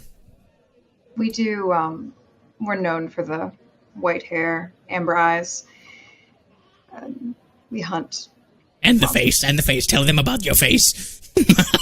We don't all have scars. Yes, Only but a accomplished just tell them one. about your face, though. Tell them what happened, because I want to know. Well, Yes, several Alice. things happened. I'll let you have the 2 gold on the ground. Well, that's yours. I can't have it. It's Torin's. It's Torin's gold. One was a griffin. This one here. And A griffin, you say? the other I don't like to talk about. Boring. Tell us. Whoa! But you don't have Is secrets. that in character or out of character that you said that? In character. That was definitely in character. Okay. Maybe another time. We have something to accomplish, though, don't we? Where we've all gotten letters and/or voices in our heads. I would ask what one of your kind is doing here, so far away from the rest of your people, but what with fate and the like in Burial, I don't think it's right to ask. I appreciate that. You know nothing of Bayerial. Erudite. You know not what I know of what I do not know what you know what I know of. Okay. I like this. Very one. well then. Erudite, you've noticed that you have intimidated the old man. Successfully. Finally! Yes! Successfully for your first time. He's a little thrown off. He's like, Are you kidding me? words. I hate words. He goes, "Hi, Elf. You can prove to be useful to this group. You know a lot more than they do about Burial and the seriousness of this mission. Now, you must go to the Fallborn Forest. Do not wait. Get what you need from this town and make your way there. I will catch up to you at the Fallborn Forest, and I'll bring..." And then he looks at Anura. "Your friend." What are you talking about? What are you talking about? She says, "What are you talking about?" You guys all know that she's a thief and she works with that halfling over there. Well, She's this they know Anura. now. Hey, this Anura is trouble. She's trouble. I heard it myself. the barkeep said. We shall call her Travel, so she is Travel. And Beryl did say she's gonna be a little bit of a pinch, but she seems to be doing okay. I will meet you at the Fallborn Forest. Do not wait. I'll meet you there in 3 days' time. Very well. Take care. And if you don't mind leaving that gold, I can come back for it later. Okay, fine. And he turns around and he starts to hobble his way around. He's like, gosh, prophecy, they will never make it. I doubt it. I highly doubt it. Well, I don't trust the old guy. Gave away your... Do I know enough about the Fallborn Forest to come up with lyrics for 3 days? I think not. The mercy that is. We should be on our way. You know that there's Krondum. You're aware of there being an outpost in the Fallborn Forest. Okay. It is the Tomerstock. It's the outpost pretty much southwest of where you're at right now. If you follow the tree line, you've been there before in your travels coming from the Iron Forest there. Okay. It's but 3 days' travel or so. There's a fortress not far. I've been in that area before. I think we should go ahead and travel on and find out what there is to find, rather than dally here any longer. What do you think? Yes, I've grown tired of being here in general. I think we should go. Tally-ho! The old man beckons at the halfling. Come along, Peter Fletch. You must come. You are needed as well. You play a part of the story. And then he leaves. And you guys have banded together to make your way to the Fallborn Forest. Who is going to lead our party? Somebody needs to take hold of this group. I nominate the Blood Hunter. Or the High Elf. One of the two. Have I been to this forest before? I would assume probably at some point. You've never really visited this forest. In this area, actually, this area is all pretty much humans, tieflings, half-orcs. Some dwarves come in this area, but you don't really get a lot of elves and high elves in this area because of the conflict between human and elves. Right now, as all of you guys know, the world is in this pretty much not necessarily a war, but a lot of the races they don't really trust each other because a lot of the holy and celestial groups have lost connection with their gods in the last good era, and so as a result, everybody pretty much kind of tries to keep to themselves, other than the central area of this land. Which one of us in the party knows the most about the Fallborn Forest? Krondum has traveled through it. Torin has passed it as well. But none of you actually have been to the Fallborn Forest before. Anura has had some intel from there in the past, but I've traveled through it a few times. How about the rest of you? So have I. All I know of the forest I've read in this book, and others. I nominate the Dragonborn to lead us. At least, if anything, physically, so if we do spring upon a trap or something, at least somebody will absorb the damage. What Meat shield, I like your thinking. What is the Agreed. Dragonborn? What's the Dragonborn wearing armor-wise and such? let me take. What do you want? Chainmail. Okay. That high elf is a frail looking thing. And I also Perhaps have we a might spear, want someone battle scouting a axe, wee bit and ahead. mail. Yeah. I can scout. I've spent a lot of time in forest. More time in I'll city take centers. second. Is what I'll do. You'll take second. That works for me. Nice. Okay, so what are we doing, Torin? Is there a problem? Or there? Talia? I'll go ahead and then I'll yell back if anything happens or if I notice anything, but I'll be a couple paces ahead of the group. Okay. So you head out. You pass the edge of town, and the rest of the party starts to follow behind. Is that? Can we get supplies first before we leave? I don't know. You can ask them. You're gonna have to stop Talia in her adamant behavior and trying to get away from you guys.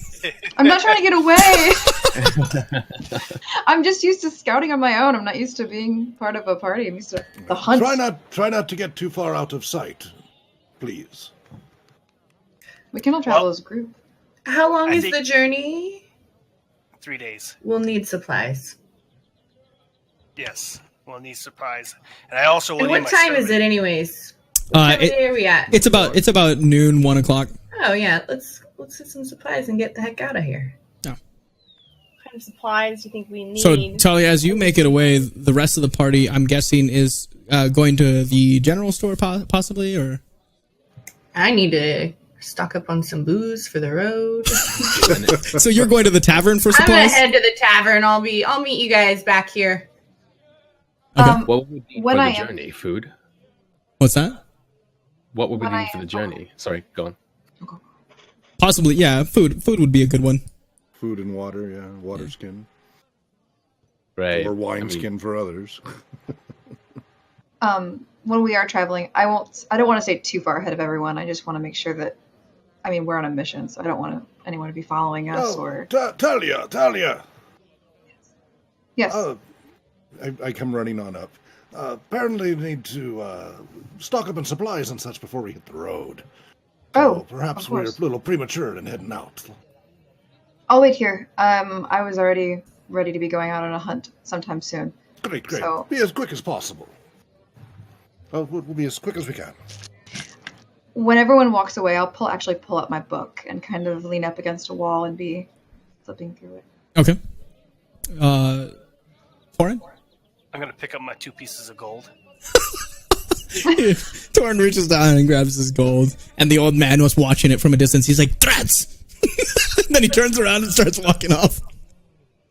I put my arm around the warlock, too. And come with me. You put your I'll show arm you around- what you need. I reluctantly follow. Not that I need anything at the moment, but I'd rather not get on the wrong side of this brute. Good call. So you're heading to the general store? Except for Anura? Yeah, I'm headed to the tavern. Okay. So the rest General of the party... store. Yeah, the rest of the party seems like they're going to the general store.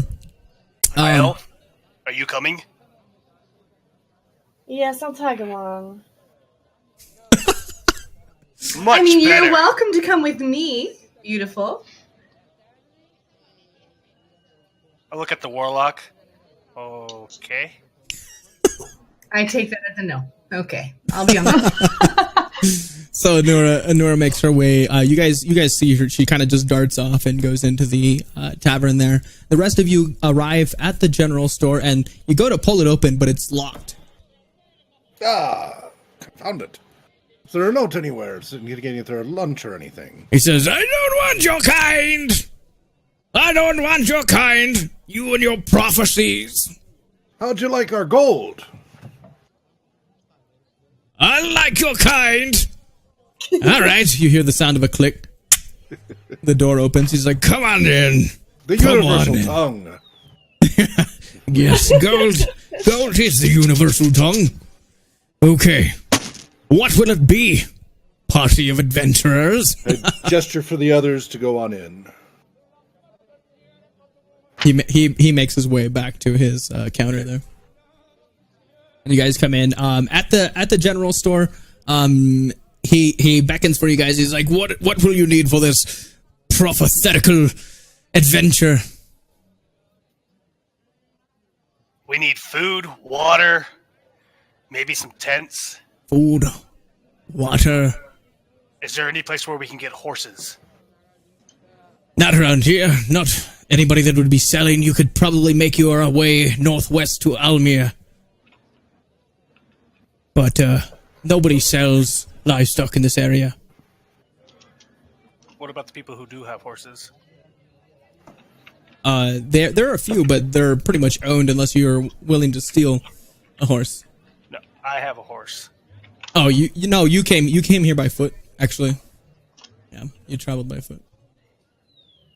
And your retainer comes along with you.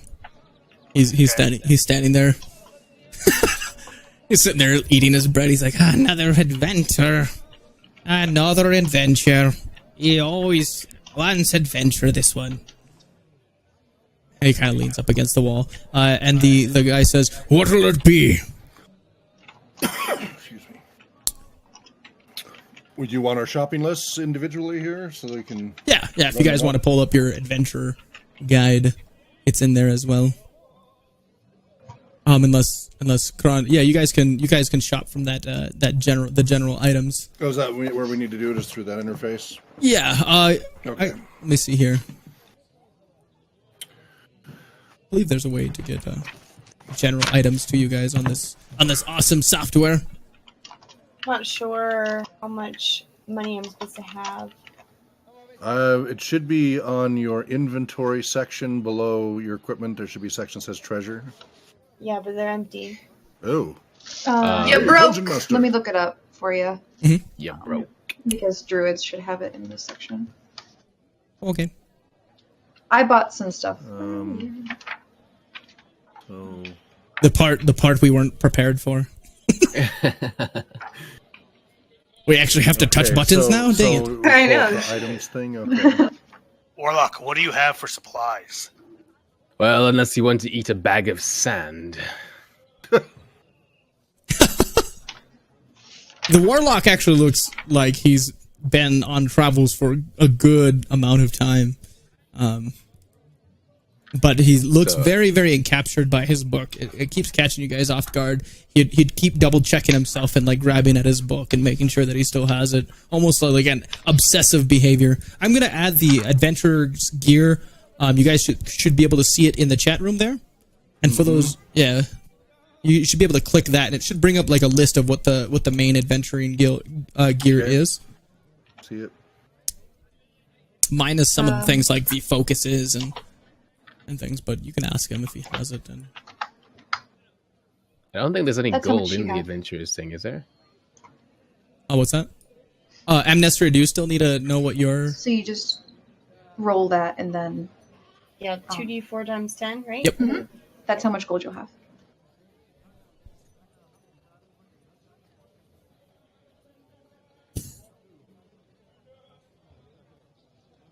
And if you roll it, you can just add it to your gold. Wait, I haven't done this yet, so it's 2d4 times 10? No, yours will be 4d4 times 10 because you're a warlock. Okay. So Roll it. how do I buy it? So in that adventuring, like the items list, if you search for the items you want, you can actually just drag it into your inventory and then just take off the gold of whatever it Okay, costed. just drag it. Okay. What were your backgrounds, Anestra? What was your background? I'm a noble. Okay, because you're going to start off with extra money because of your background as well. Look at the shopkeep. You'll also get 25 gold pieces just from your background. What are you talking about?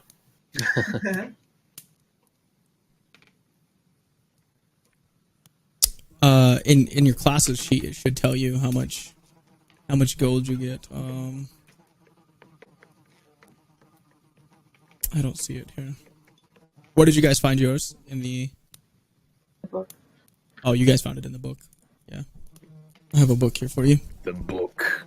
The book has everything. The book has everything. It's a Might as handy well. dandy little tool. Yeah. Everybody who has their books, or if you don't have a book, I highly suggest it. Paladin, where are you? Oh, did you want to know, Paladin? Yeah. I have it pulled up right here. Oh yeah, sweet. Um, Save me some time, thank you. Yeah, no problem. You paladins get 5d4 times 10.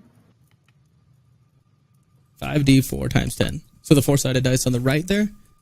Grab it and then right-click and get 5 of those.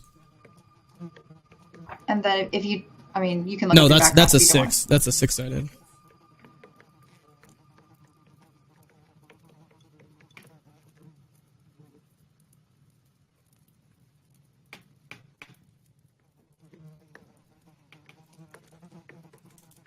This is the fun part.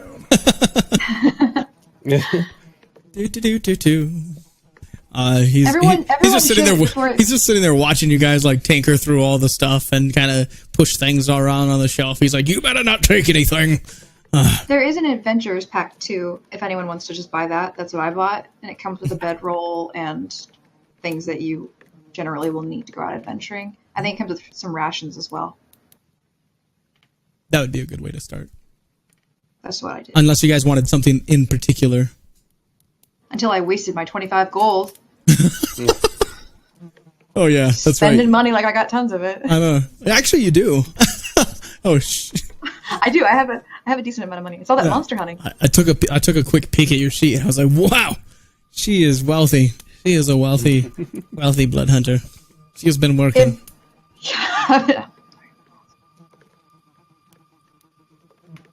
While they're at the shop. Okay. Oh yeah. As this is happening, Anura, you make your way into the tavern, and you enter, and he's like, "Did you find the box?" I'm working on it. Okay. All right. It's not that hard. You just go in there and you take the box, and then you bring it to me, and then I give you your information. I need to talk to the lady of the house, please. She's not here. Well, where is she? He looks over towards the door. She left. If you do not get the box, you're not welcome here now. I need this box. Okay, well, I need to get the box. Sure. I need to talk to her. Where did she go? Perhaps she went to the general store. I don't know. Do I look like her keeper? Yeah, you do. All right. Well, can I? Hey. I need some rations. Yeah. A couple days worth. From me? You got that here? Yeah. You want tavern. some? You want some cooked me up meals? something. You want some cooked meals, or do you want? I don't know, just some. Some things I can take with me. Rustle it up. Are you planning to pay for this? Yeah, I'll pay you. Yeah. How much gold do you have? He slams his hand on the table. Surely you have other needs besides gold. There's better things. Be more creative. Go ahead and roll a persuasion check. Okay. I'm pretty persuasive, so... We'll see. We'll see about that. I think this is the right one. Oh. Damn! You persuade him. He goes, You promised to bring back the box. I have a little something for you. And he reaches under the counter and he grabs a pack, actually. And he sets it on the table, and then he starts reaching under and he puts like a few days worth of rations in this pack. And then he goes, bring that box. It's very important to what we need to do. Thank you ever so much. You have little faith. I'll bring you the box, okay? All right. I know you. I've seen you in here quite a bit, making deals. Yeah, and have I ever gone back on a one? This will be the first. And I'll make sure everyone knows it. Duly noted. All right, I gotta go find your wench. All right. I mean, nice, sweet lady. So you take the bag, you get 3 days worth of rations, and you're heading where? I guess toward the... Bless you. I mean, do I have any sort of clue whatsoever as to where she's gone? Can I send her? Don't I have a skill? I've got my my contact. Do I not? My criminal contact. He's not around you right now. I mean, do you want to? But I can send him a message over great distances. Yeah, you could. Are you trying to find her? The Mead Maiden? Yep. That works here. Okay. So you have a network of contacts, and you have to go to the little area that's in this town, and kind of meet with those people and ask around about her. Okay, well then I'm on my way to do that. Okay. So there's a smaller sort of abandoned house or home sort of towards the forest.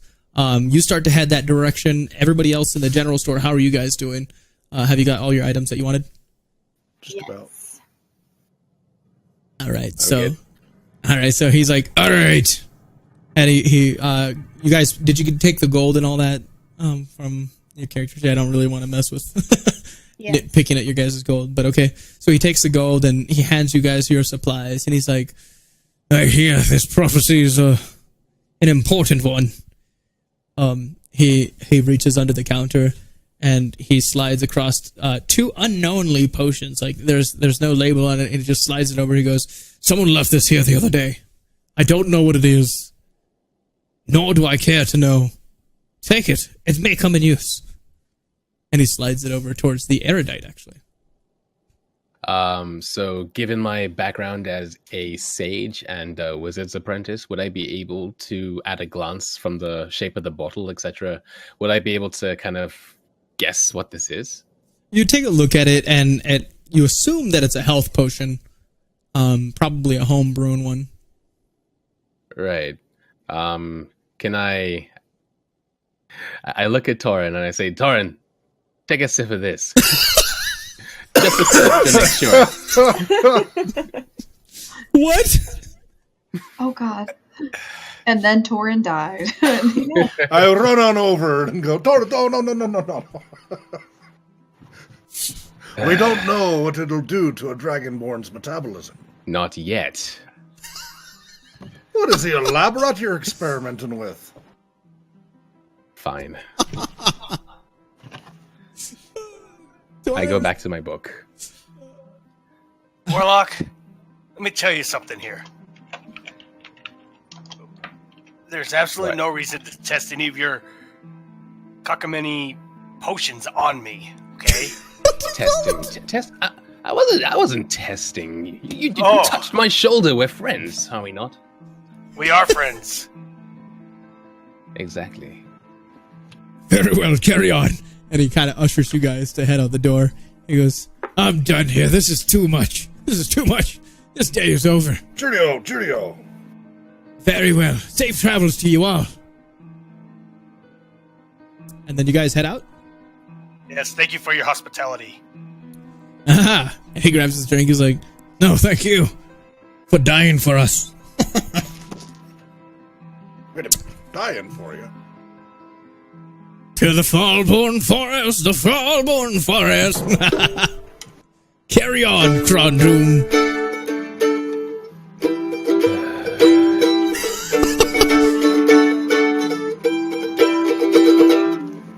Yes, perfect.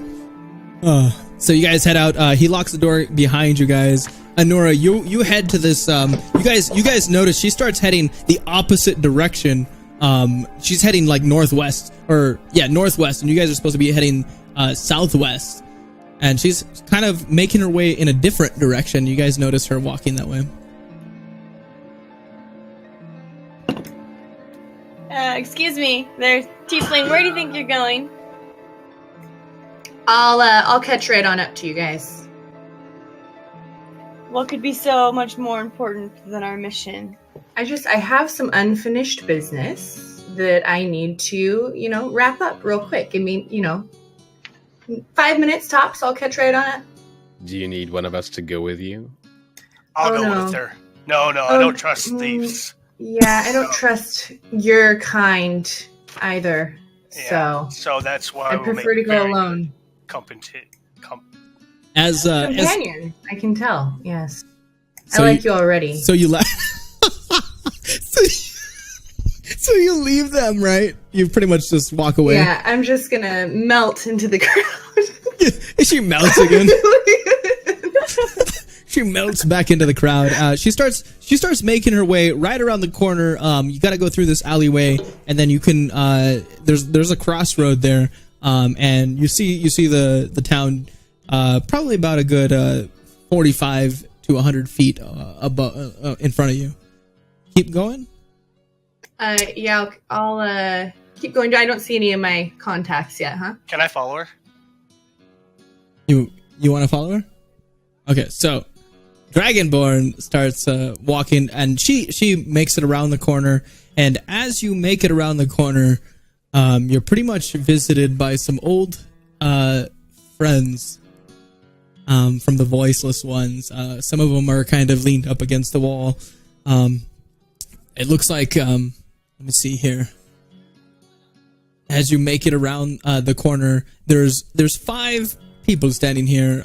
There's a female and 4 others, and you know that they're from the voiceless ones.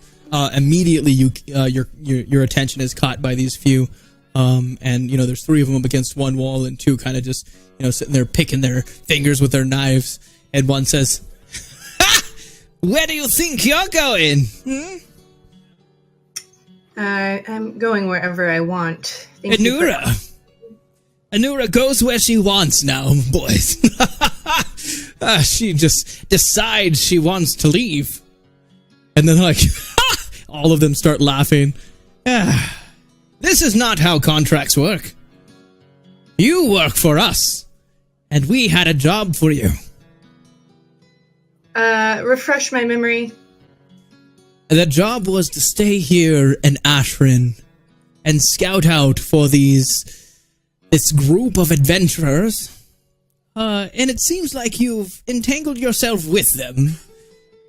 What do you know about them, Anura? I don't know a lot, man. I'm knee deep in espionage right now. One of the taller thieves, he walks up to you and he's like, "Has it been so long that you forgot your oath to the criminals? Us, the voiceless ones, have taken enough, and now you're walking with high elves?"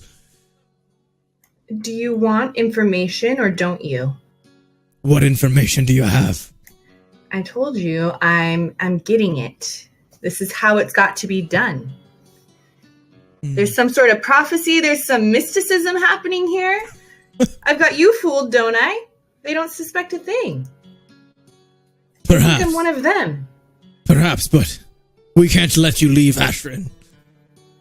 I don't think you have a choice. Give us their names. I don't think I have a choice, frankly. Give us their names. And Torin, you make it around the corner and you see this encounter. She's actually slowly being countered, and some are kind of walking around her. And I will share this with you guys here. You guys should see a map that just popped up. This is sort of like the crossroad a little bit down past the alleyway there, as they're waiting for you in this road, in this little area. So, I mean, I don't know what I should do at this point. I've got an oath. Apparently I forgot about. I mean, are you guys going to let me go or what? Because I don't really have much choice. These guys are waiting on me. They look stronger than you, frankly. There's the, you notice that they all kind of turn and look over at the Dragonborn, and a couple of them kind of grab for their blades. And then they're Listen. like, "And now you bring them here?" Okay, well, I didn't bring them anywhere. I just came for some information. Actually, he followed me. It can't be helped. He thinks I'm one of them, man. He thinks I'm one of them. Gotta remove some things here. Hold on. I don't know why you guys are all in the combat tracker. I think you guys were messing with it earlier. Or I was. I don't know. Something was happening. So, let me go ahead and roll initiative, Anura and Talia. Or I'm not. I'm sorry, Torin. I was like, what? Initiative? Yeah. On. Let me put you in investigation. I put you guys in there, and then on the combat tracker on the top right of your Fantasy Grounds window, there should be a like cross swords. If you click that, it'll pull up your combat tracker. Okay. I don't see initiation. It's like the first Initiative. yeah, Initiation. initiation. I don't see either of those things. Initiative should be on the front page of INIT. your Yeah, or on your character sheet, it's in the center, on center the of main it. page. INIT. Yeah, In it. in it. Roll your in it. It In it, determines maybe. who goes There's- first in combat order. What did you say? It determines who goes first in combat order. Oh, I see. So is it? I have 2 INTs. Pull it into INIT, the- not intelligence. What did I roll? So That was an me intelligence by save. Accident. I was. Oh, never mind. I have 2 intelligence options. Why No, am I there's- not seeing this initiative? So on your No. on your character sheet on the main In the tab, middle of the Yeah. front page. it says in it. oh, Just either drag that number. Here we go. Yes, and then same thing with Yeah. you, Woohoo! Torin. Right on the middle of your character sheet on the main tab. Nope, that's intelligence. Right in the very center of your sheet. thank God that wasn't just me. Thank It's God. not just you. You're in good company. There it is. There it is. Got a 15? Okay. And,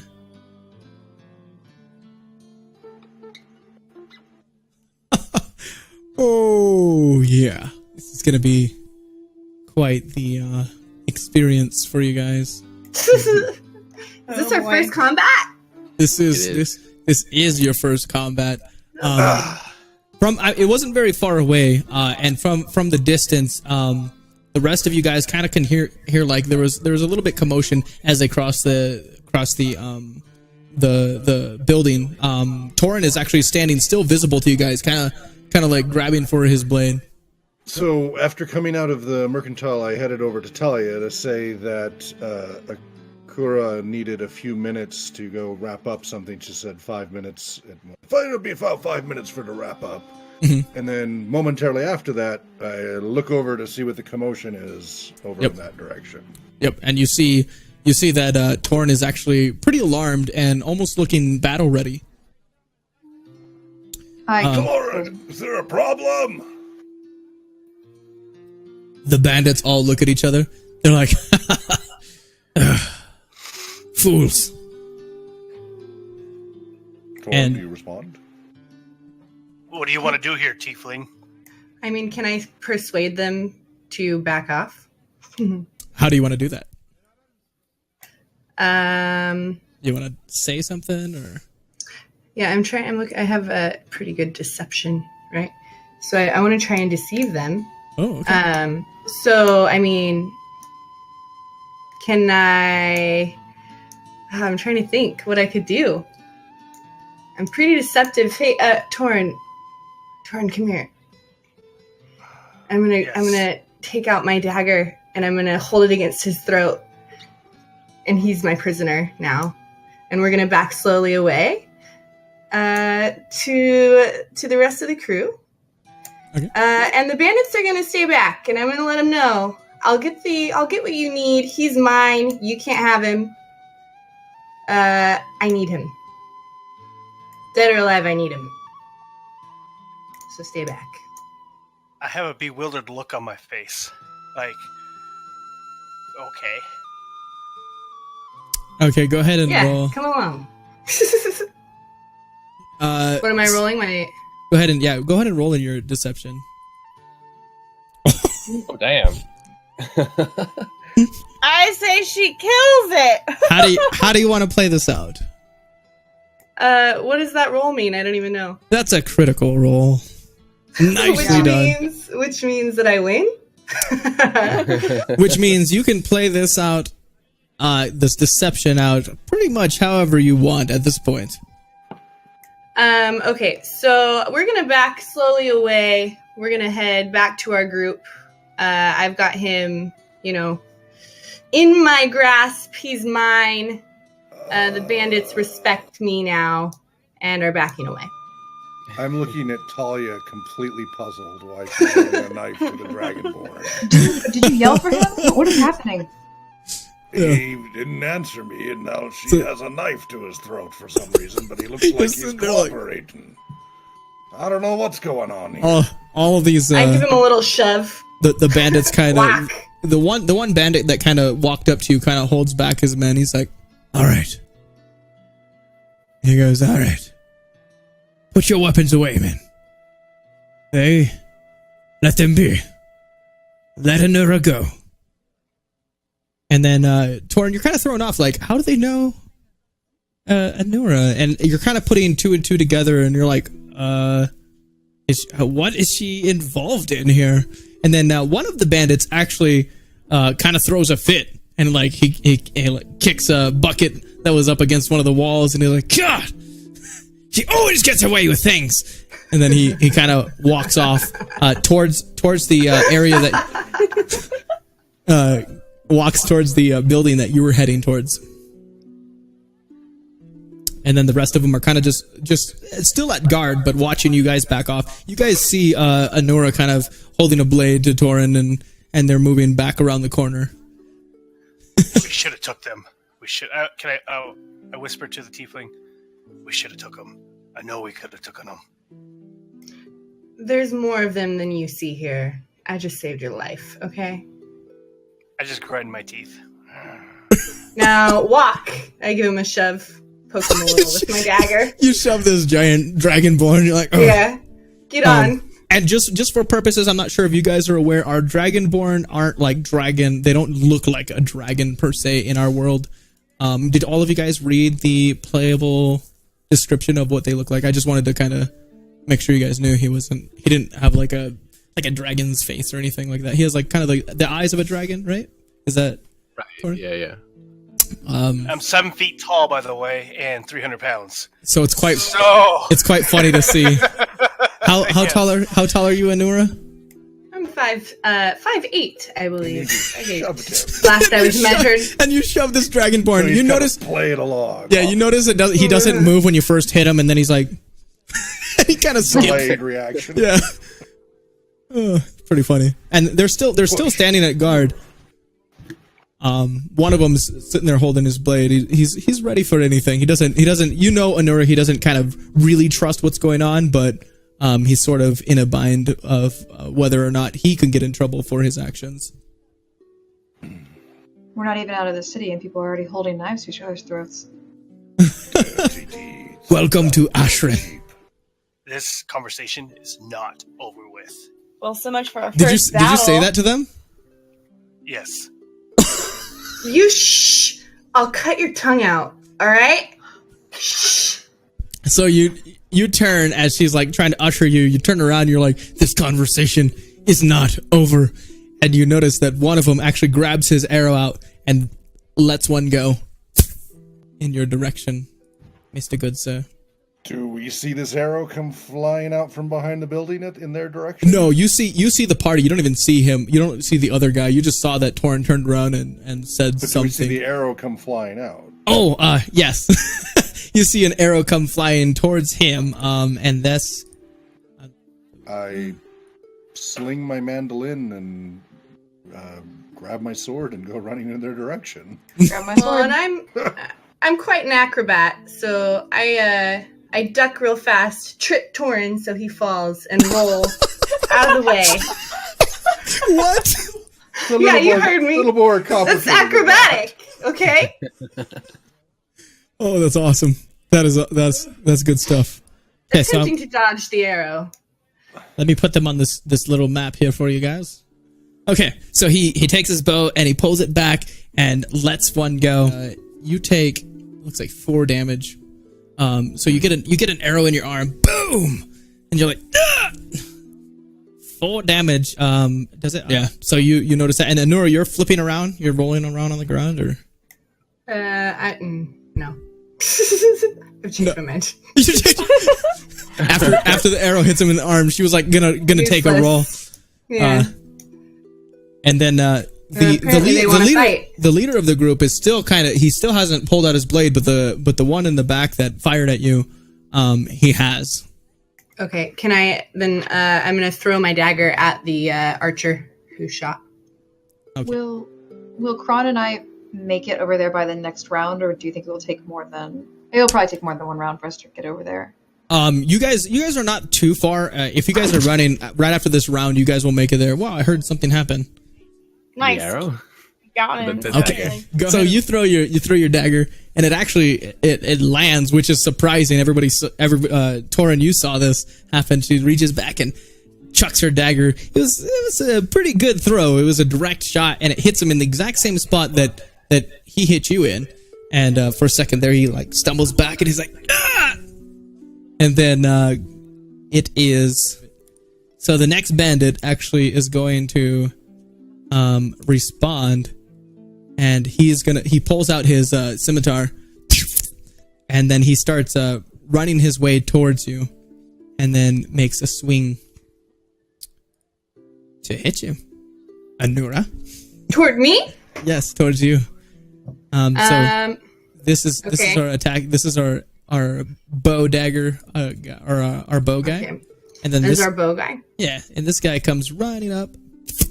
He after running, he like literally overshoots you, and stumbles a little bit past you there. Okay, so then I'm gonna get out my rapier and attack. Oh, hold on one sec. We got the next bandit. There's still one. He's pretty much he's still telling them to stop. He hasn't attacked. He hasn't made any effort. It was the main guy.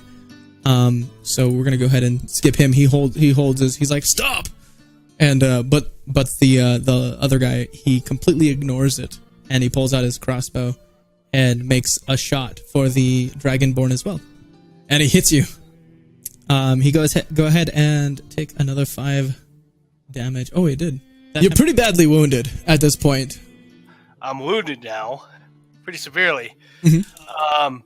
I will attack. Is that what you said?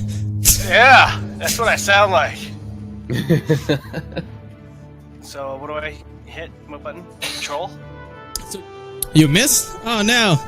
So go ahead and roll your guys' initiative as well. Oh man.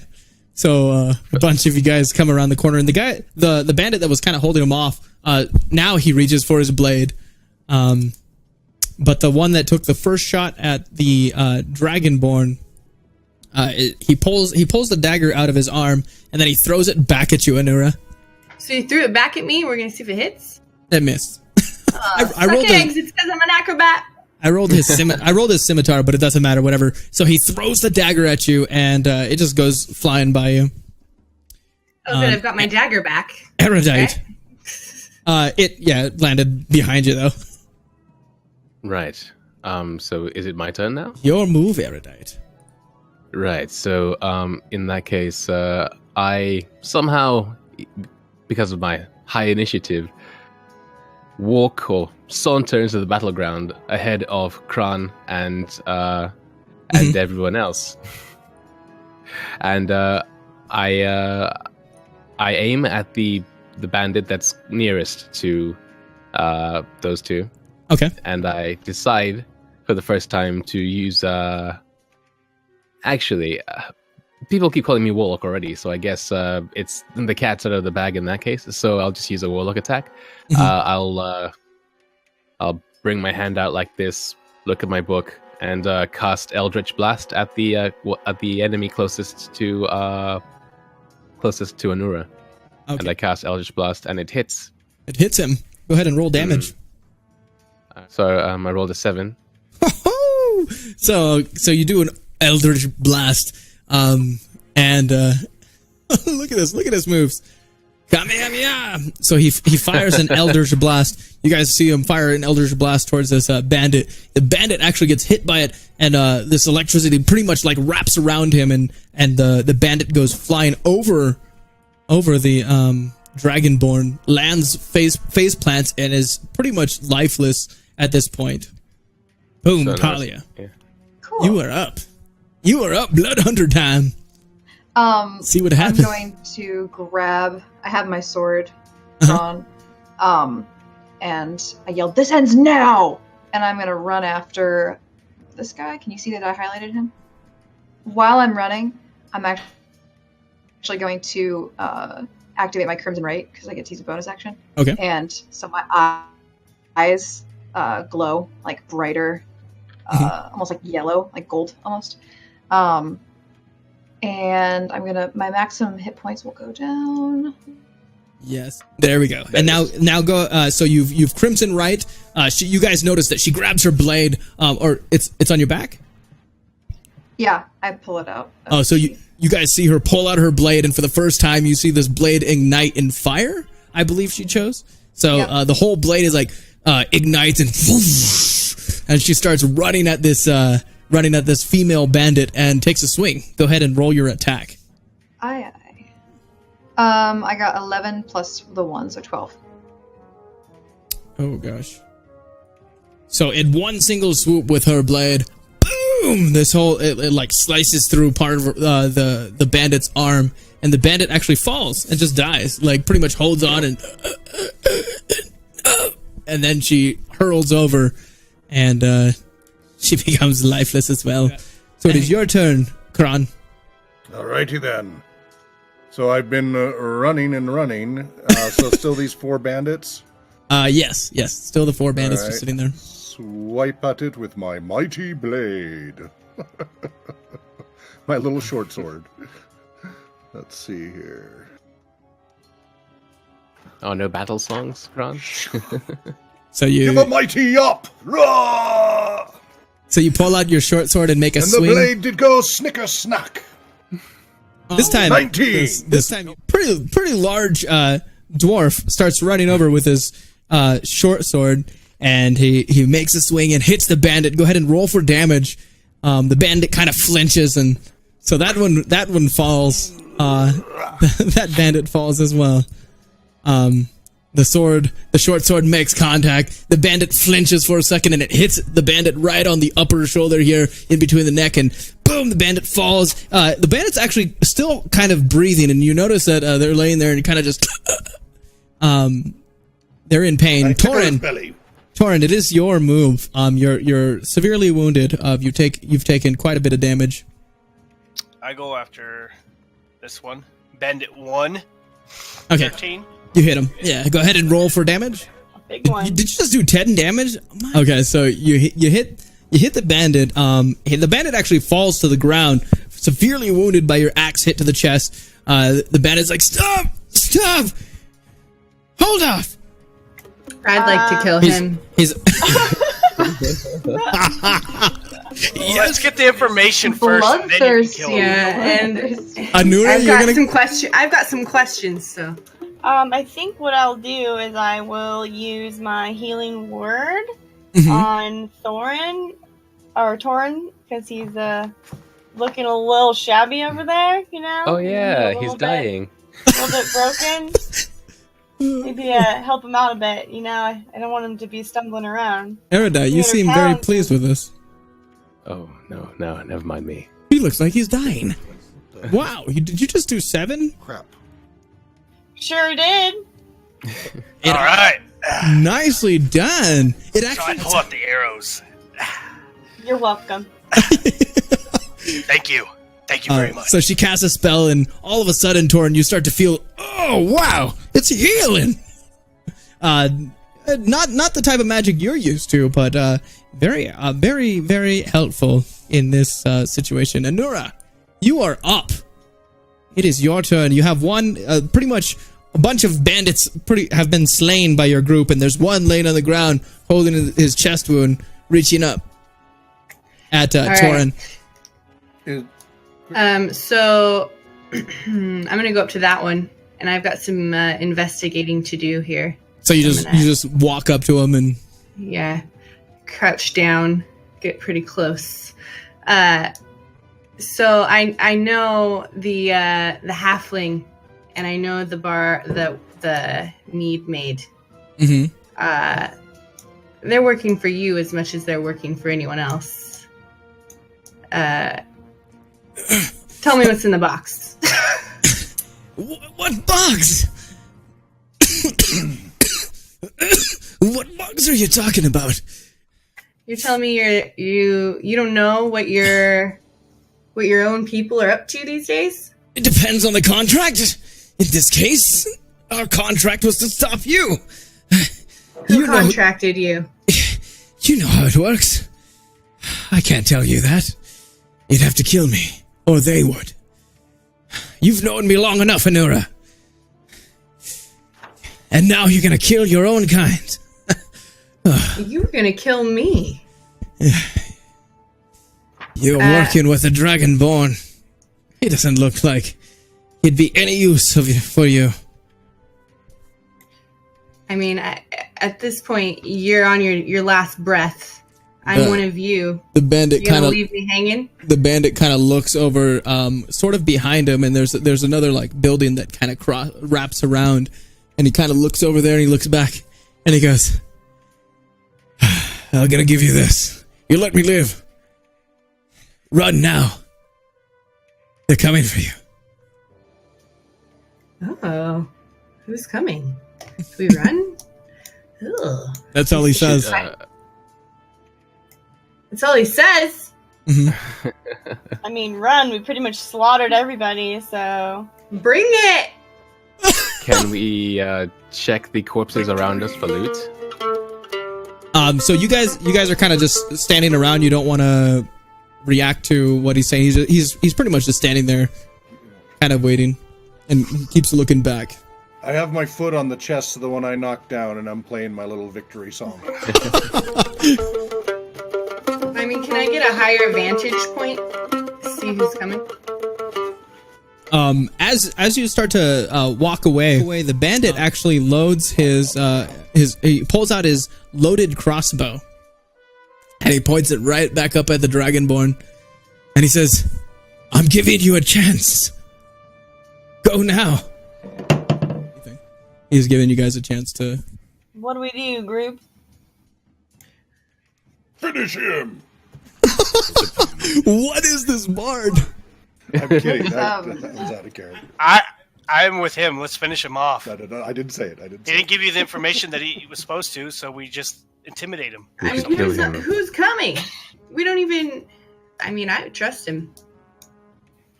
All right. Frankly, at this point, I'm not sure we can trust you either. Oh, snap. I mean, you guys can stay here and get yourselves killed if you'd like. I would like to, get out of here in one piece. I would vouch for trusting Anura, however, killing this one on the floor so he can't go back and tell whomever is coming that we did this. I mean, he's probably going to die anyway, so that would be a mercy. I agree. Paladin. Do you guys? Oh, so he lets his bolt loose in the middle of all of this. Okay, so the bolt actually comes up and hits underneath your ribs, right where your chainmail was kind of separating. Boom! The bolt hits you. And as he pulls that bolt, so you see a whole another 4 bandits come. 2 of them, Anura, you're very familiar with these 2 bandits. They're actually captains of this little crew, and they have at least you see 2 bandits cross the corner and come around Erudite. Right. So the new bandits, just so I have an idea on fantasy grounds, is the bandit 641 and the 2 captains. Yes. Correct. There's a bandit 6, a bandit 4, and captain 2 and captain 1. Okay. All right. Okay. So I noticed the approach of these 2 of these 4 bandits before everybody else, and without saying a word, I walk just to the left of Kran, and I decide to cast another one of my more potent spells. I call upon the flames of the burning hands.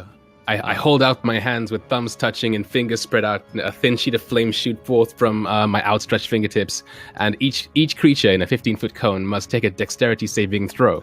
So you run in and you go ahead and push forth this flame, cone of flame from your hands. It looks like it hit 2 of them. That's a total of 8 damage. So you guys see this cone come forth from his hands, and all of these bandits that just rounded the corner are actually engulfed in flames. For interestingly, for a second, it does quite a bit of damage, and they're like rubbing it off. But with it being a magic flame, it kind of just pewters out, and it's no longer engulfing them in this flame. They're pretty hurt by it. Yeah, Krandum, your turn. I step on over to Torin and sing a little song of healing, cure wounds. Perfect. 3 more hit points for you, so it's perfectly. Hush, little dragon. Perfect. So hush, little dragonborn, don't you die. Maybe this will help you live another day. I have to work on that one. So he sings a song. Torin, you keep getting these like invigorations from your party. You're like, man, this is amazing. I appreciate it. Thank you very much. Talia. You're welcome very much. Yeah. Talia, your move. I'm gonna run up to Bandit Captain number 2. Okay. So I'm gonna run right beside. I'm gonna act like strike up and attack. Miss. So your flaming sword makes a swoosh right past the bandit captain. Seems a bit more skilled than the other few. You can hear the blade as it crosses through the air, and the sound of the flame goes flying past this bandit, and he's like, "Whoa! What are you doing?" Bandit 7 comes running across the from around the alleyway, and he actually goes straight for the erudite. Running past his friends there. He makes an attack with his sword. Critical hit. Oh, come on. So you actually fall after this, and you've pretty much been rendered incapacitated on the ground. Oh no. The bandit's holding his blade. You guys notice that he's obviously like not as trained as the rest, and he's like super excited about his first person being dropped like that, and he's like looking back at his captains like, look what I did. Pretty excited about that. Torin, your move. I'm going after 7, 6, 4, and Captain 2. Yeah, all of them get hit, but Bandit 5 comes running in from the corner there, and he makes his way towards Talia. And he makes a swing with his scimitar as well. All of them are equipped with the same swords. What's going on here? So he pulls out his sword and he comes running towards Talia, makes a good swing. Yeah, you take quite a bit of damage from that scimitar attack. Oh my gosh.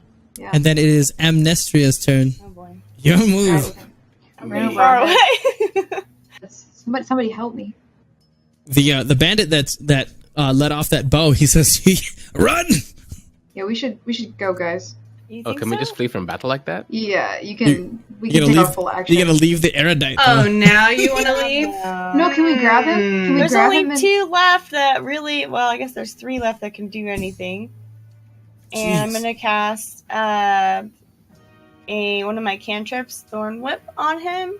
Roll damage, and are you pulling him towards you? Go. If it's my choice, I'm gonna leave him right where he's at. Okay. Yep. Perfect. So he gets hit with a whip, and he's like, he kind of just shrugs it off. And Anura, your move. All right, who have we got left here? How's it? This guy? Yeah, I'm shooting him. You hit him. Bandit takes 6 damage. Boom! The arrow hits him. And as it hits him, very skillfully, he pulls it out really quick and drops it on the ground. And then he goes running in your direction, almost as if it didn't faze him. In my direction? Yeah, he goes running after you, Anura. After you hit him with your bow. As he runs towards you, he kind of rolls on the ground in front of you. He pulls out a scimitar and a dagger as he approaches you, and he makes a few attacks on you. We should have ran, guys. I told you that at the start of this fight. So he makes 3 attacks on you. With his scimitar, he swings at you, swings back. He hits you with one, misses you with the second, and with his dagger, he like flips it around and kind of tries to hit you, but you've managed to jump out of the way of that 3rd attack as well. You go ahead and take 7 damage. And after he hits you, he kind of stands up from his kneeling stance, and he said, "Have you had enough, Anura?" Have we had enough? I mean, I'm bleeding here. What do you want from me? He goes, "Fulfill your contract." What do you think I have been doing? I'm getting you this information. I'm knee deep in espionage. Get off my back. The other bandit captain sees this, and instead of attacking, he kind of waves his men back. And they slowly start to back away. They don't actually retreat. All of his men kind of just stand at the ready and sort of back off. The captain too. He uses some hand signals, and Anura, you understand what he's saying. These guys are blowing my cover. Your cover's already blown. Right. So he makes some hand signals. I don't know. Bandit 1 laying on the ground. He kind of he starts pushing himself, trying to get back up.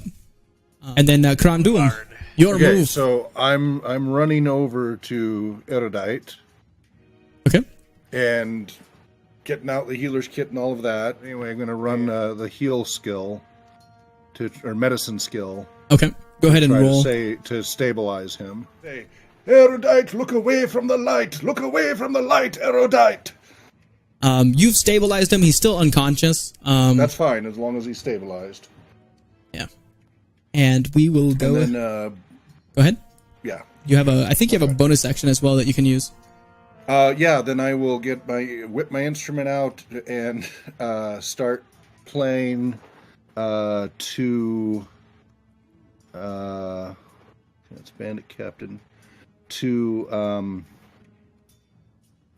Talia. I have the benefit so I can direct a song to give when she wishes to use it within a 10-minute period, an extra d6 roll to whatever action she tries to do. Bardic Inspiration. Are the bandits backing off now? I'm inspired. The few bandits that the one that you say Bandit 1 and the two bandits that are with him, they've pretty much have withdrawn their attack. They're still at the ready, but he's kind of holding them back.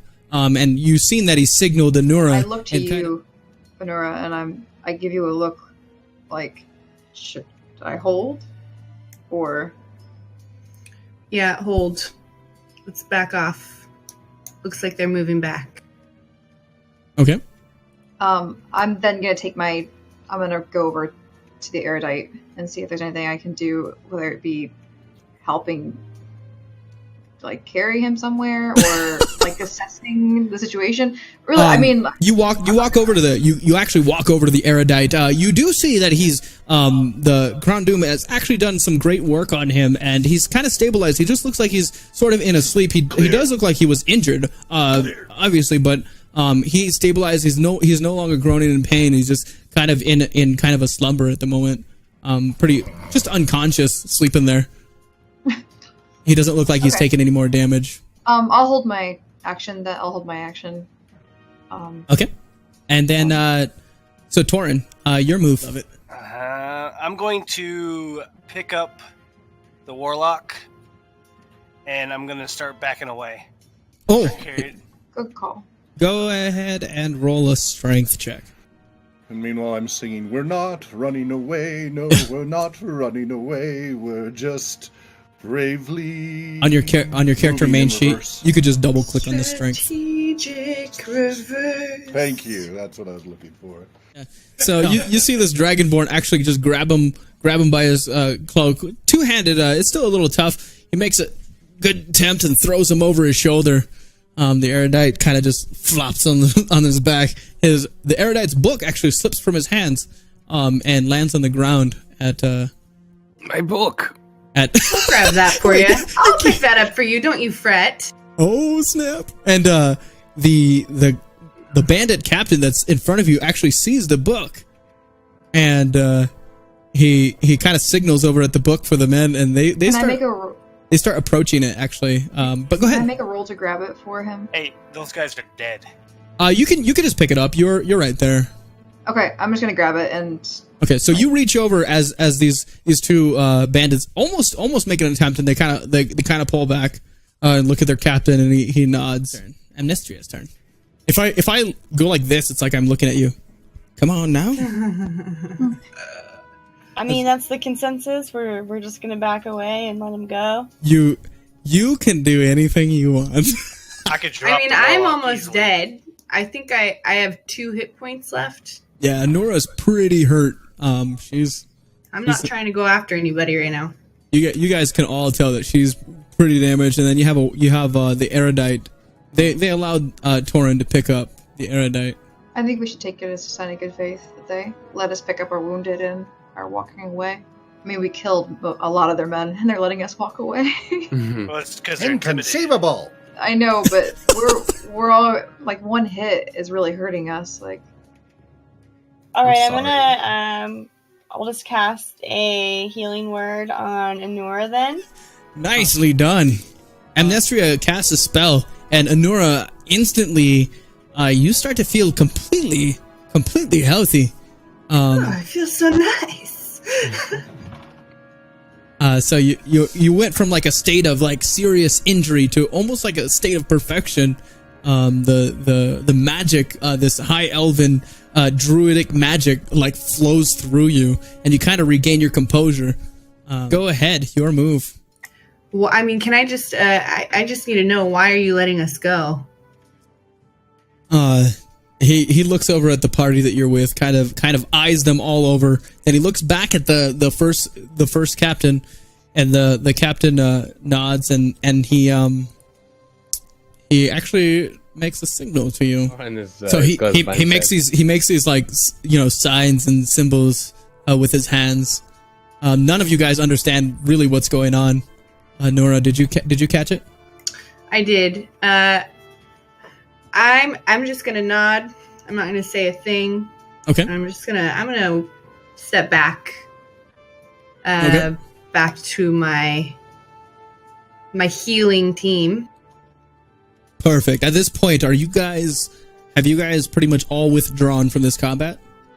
We're in agreement on that. Yeah. Poor Erudite sitting there.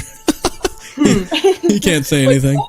Okay, so you guys have withdrawn from the combat. The captains kind of signal for all of their men to go and pick up the wounded and tend to them.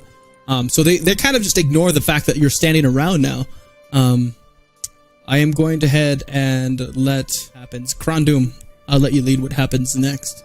Let's all go to Falborn Forest. Falborn Forest. Bandit, as a... Did you...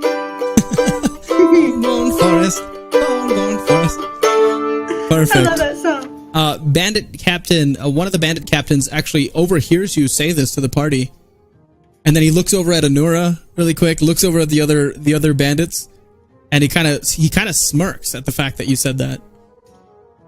And then they begin to back off. The healthy individuals kind of are starting to tend to their wounded, and the bandit captains are kind of just standing there and overseeing it. He goes, "Very well then. You know what to do, Anura. Hopefully they don't turn on you."